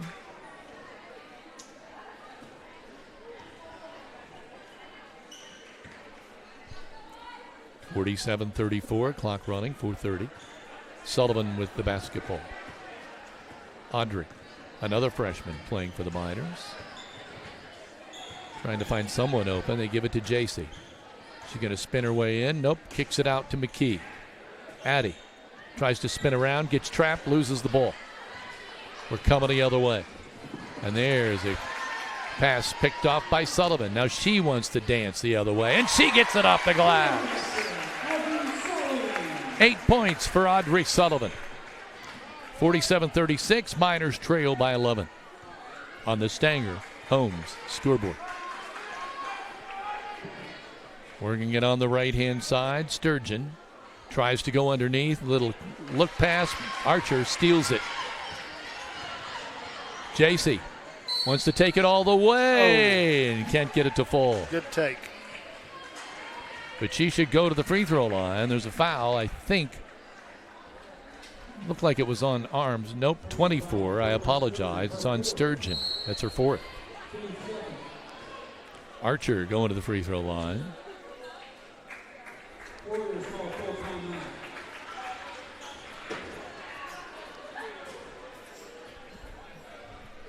Oh. We have a timeout on the floor with 3:38 to play. It's 47-36 on the Stanger Home scoreboard. This is Raider Media Sports. At Violet & Company, we love assisting each of you in all of life's special moments. We are a locally owned floral shop at 69 North Main Street in downtown Linton. Contact us at 812-847-3208 to purchase your arrangement for any special occasion or stop in for that perfect gift. Stay in touch with us on Facebook under Violet & Company for upcoming events and to see our latest creations. We encourage you to live life in full bloom.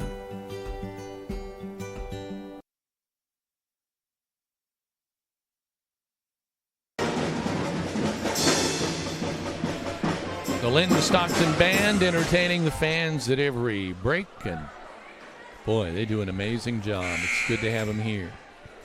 It's 47-36, North Knox by 11.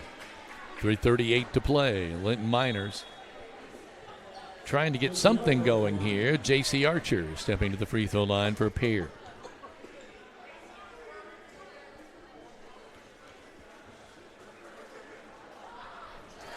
She gets the first one.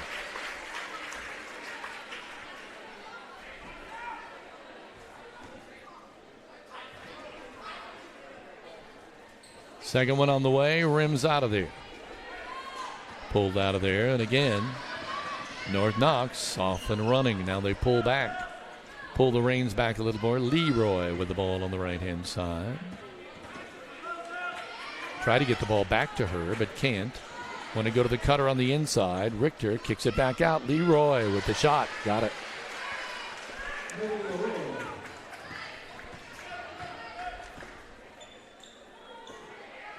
She has 5 points on the night. There's a foul called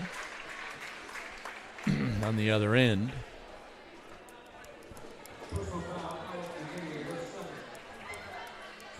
Miners will inbound underneath their own hoop. Olivia McKee will do the honors. It's it into Bella Franklin. Bella kicks it out to JC. 3 on the way. Up no good off the back of the iron.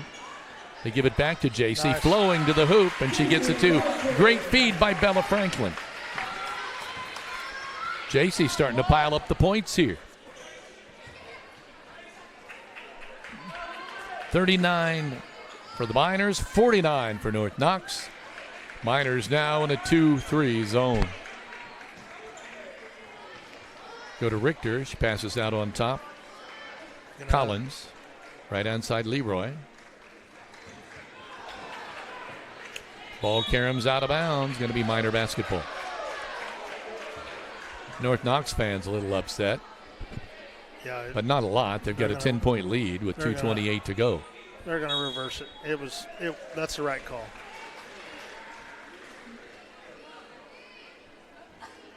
Number 22, Collins to trigger the inbounds. Looking for somebody. She gets it in now to McClure. McClure backs it off, goes on the left-hand side to Collins. Back to McClure. Back to Collins. Back to McClure. Good attempt by Archer at the steal, but no, she came up empty. Richter to the wing. Back out on top. Now on the left side. They're doing a good job working the ball around here. They really are. Miners are going to have to come out of that zone if they want to get.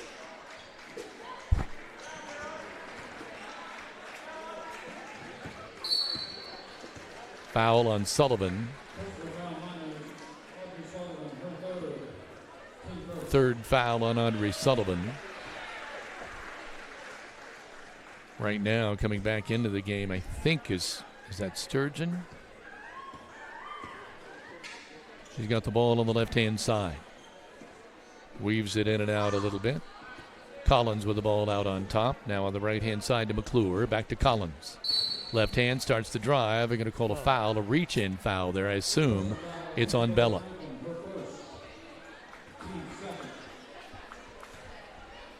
.133 remaining in the game. It's Academic here, barring something unforeseen. 49-39.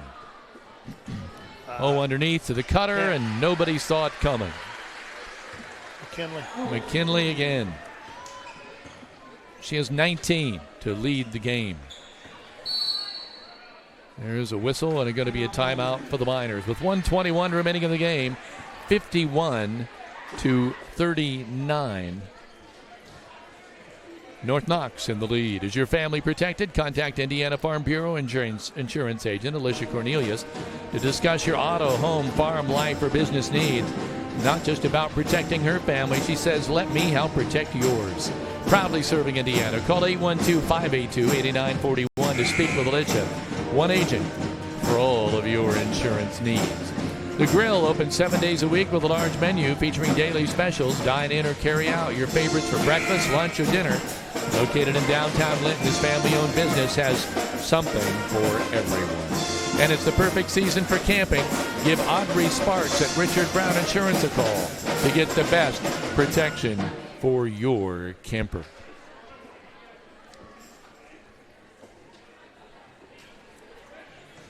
So the Miners will trigger it from side court. Addie McKee out on top. Bella Franklin. Audrey Sullivan.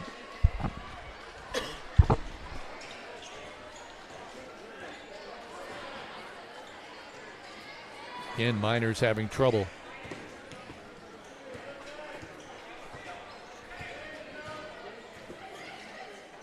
J.C. Archer tucks the ball, tries to get around, and they're going to call her for traveling.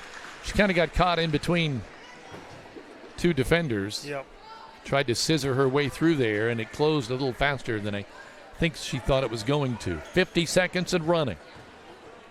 51-39 North Knox.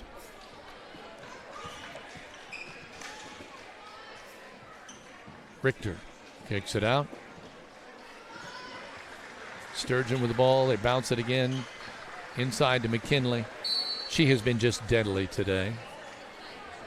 Alex McKinley. She had 13 at intermission, add 6 more. She's at 19 on the ball game. And you felt every one of those. Anytime the Miners got something going, she had the answer. Bounce pass. Left side, they're just weaving the ball around now. No reason to even shoot it. They're just killing the clock. 15 seconds remaining. 10 seconds remaining. Clock is ticking off. They'll just hold on to it. The fans stand up, get ready to go home. The final score on the Stanger Homes scoreboard. North Knox 51, the Linton Miners 39. We'll be back with the postgame show in a minute. This is Raider Media Sports.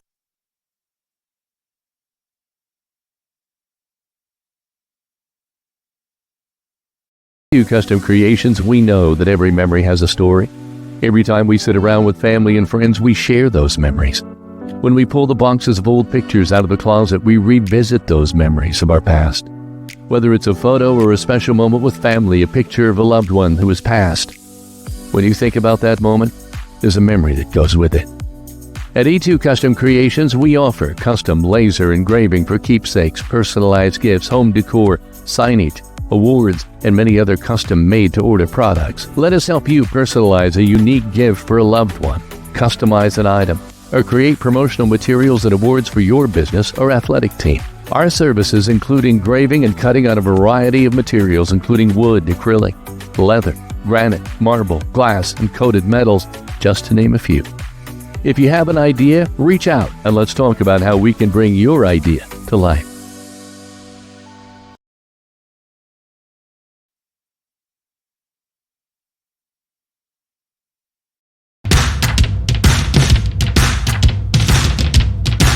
My name is Addison McKee. I've been playing since I was in 3rd grade, and my favorite memory is being North Knox and sectionals last season. Hello, my name is Olivia McKee. I've been playing since 3rd grade. My favorite basketball memory was the bus ride after sectionals. Hi, I'm Becca Robbins. I've been playing since 3rd grade, and I'm looking forward to having a fun senior year and finishing it out with the people I started with. My name is Isabella Franklin, and I've been playing since I was in 3rd grade, and my favorite memory is going on a person last year.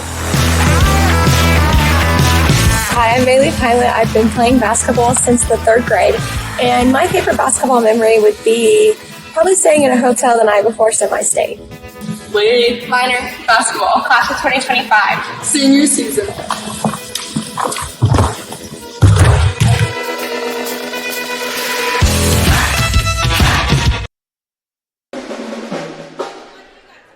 Welcome back to Raider Media Sports, and as Kevin and Greg total up some stats, I'm going to let you listen to a number of members of the Miner Band.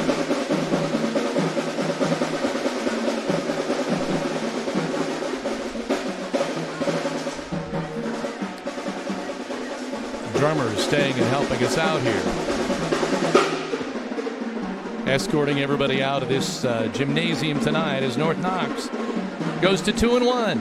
And they looked every bit as a good, solid girls basketball team. Now, I think I'm 2 off on both sides, which we'll see we'll see what Greg agrees with me and where we might pick up on this. But I have Audrey Sullivan for 8 points tonight, J.C. Archer for 14, Addison McKee with 8, Bella Franklin with 6, Olivia McKee with 3. And that's where I come out, I think, just shy of 2 points of what they had. Do you disagree with any of those? Same one. And for North Knox, I have Leroy with a total of 5 in the ball game. She had a tray. Great shot for her. Alex McKinley coming away with 19. My, was she on fire tonight. She had 1 tray and then 1, 2, 3, 4, 5, 6, 7 shots really from the top of the key almost. 2 free throws for 19. Bailey McClure with 2. Brenna Collins with 15. Brooklyn Sturgeon with 4. Rosalind Arms with 2 and Jade Richter with 2, and I think I'm 2 off there at 49 instead of 51. But I had Rosalind Arms with 4. Okay, that's probably where I 2 in the first half and 2 in the second half. That's right. So that would have gotten that right. And so, anyway, the Miners go to 0-2, North Knox to 2-1, and it's just one of those games. It's early in the year, and it's going to be a learning phase for a while, I think. And they played against a good team tonight. Well, they played against a great team. And again, I think we did some things better tonight than we did Saturday. Certainly shot the free throw line better, 8 for 11 there. Basically played them to a 2-point deficit in the second half. So, you take that last 3.5 minutes out of the first half there, the second quarter there, where we let them kind of get that lead up to 10 points. Then it was pretty nip and tuck the second half there. I mean, we got beat by 12, so they beat us 2 points the second half. So. And you were with a team, you were working against a team, that was experienced in how to break down that zone. They went to the top and then went to the cutter, and it was payday every time. Yeah, and they're well coached. They know how to play. They've played a lot of ball together. They're going to take advantage of those things and look for those opportunities. But I think there's positives. There's obviously things that we can work on to get better. But in terms of, I felt like there was a lot of hustle all night long. We didn't see any quit, just a lot of grit and wanting to see this. And you see some frustration, and there's going to be some of that early on. You just hope they continue to stay focused on what they've got to do and continue to improve and get better. And we're going to have quite a bit of opportunity in the early part of the season to do that. Well, if you don't win, as they say, you learn. Yeah. And tonight was a learning experience for the Linton Miners. Again, the final tonight, 51-39. North Knox with an impressive win here on the road at Linton on the Stanger Home scoreboard. With that, I'll turn it over to you, Heather.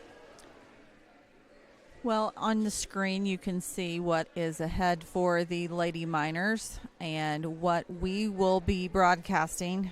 We should say that their next game will be this Saturday, and that will be at Edgewood High School.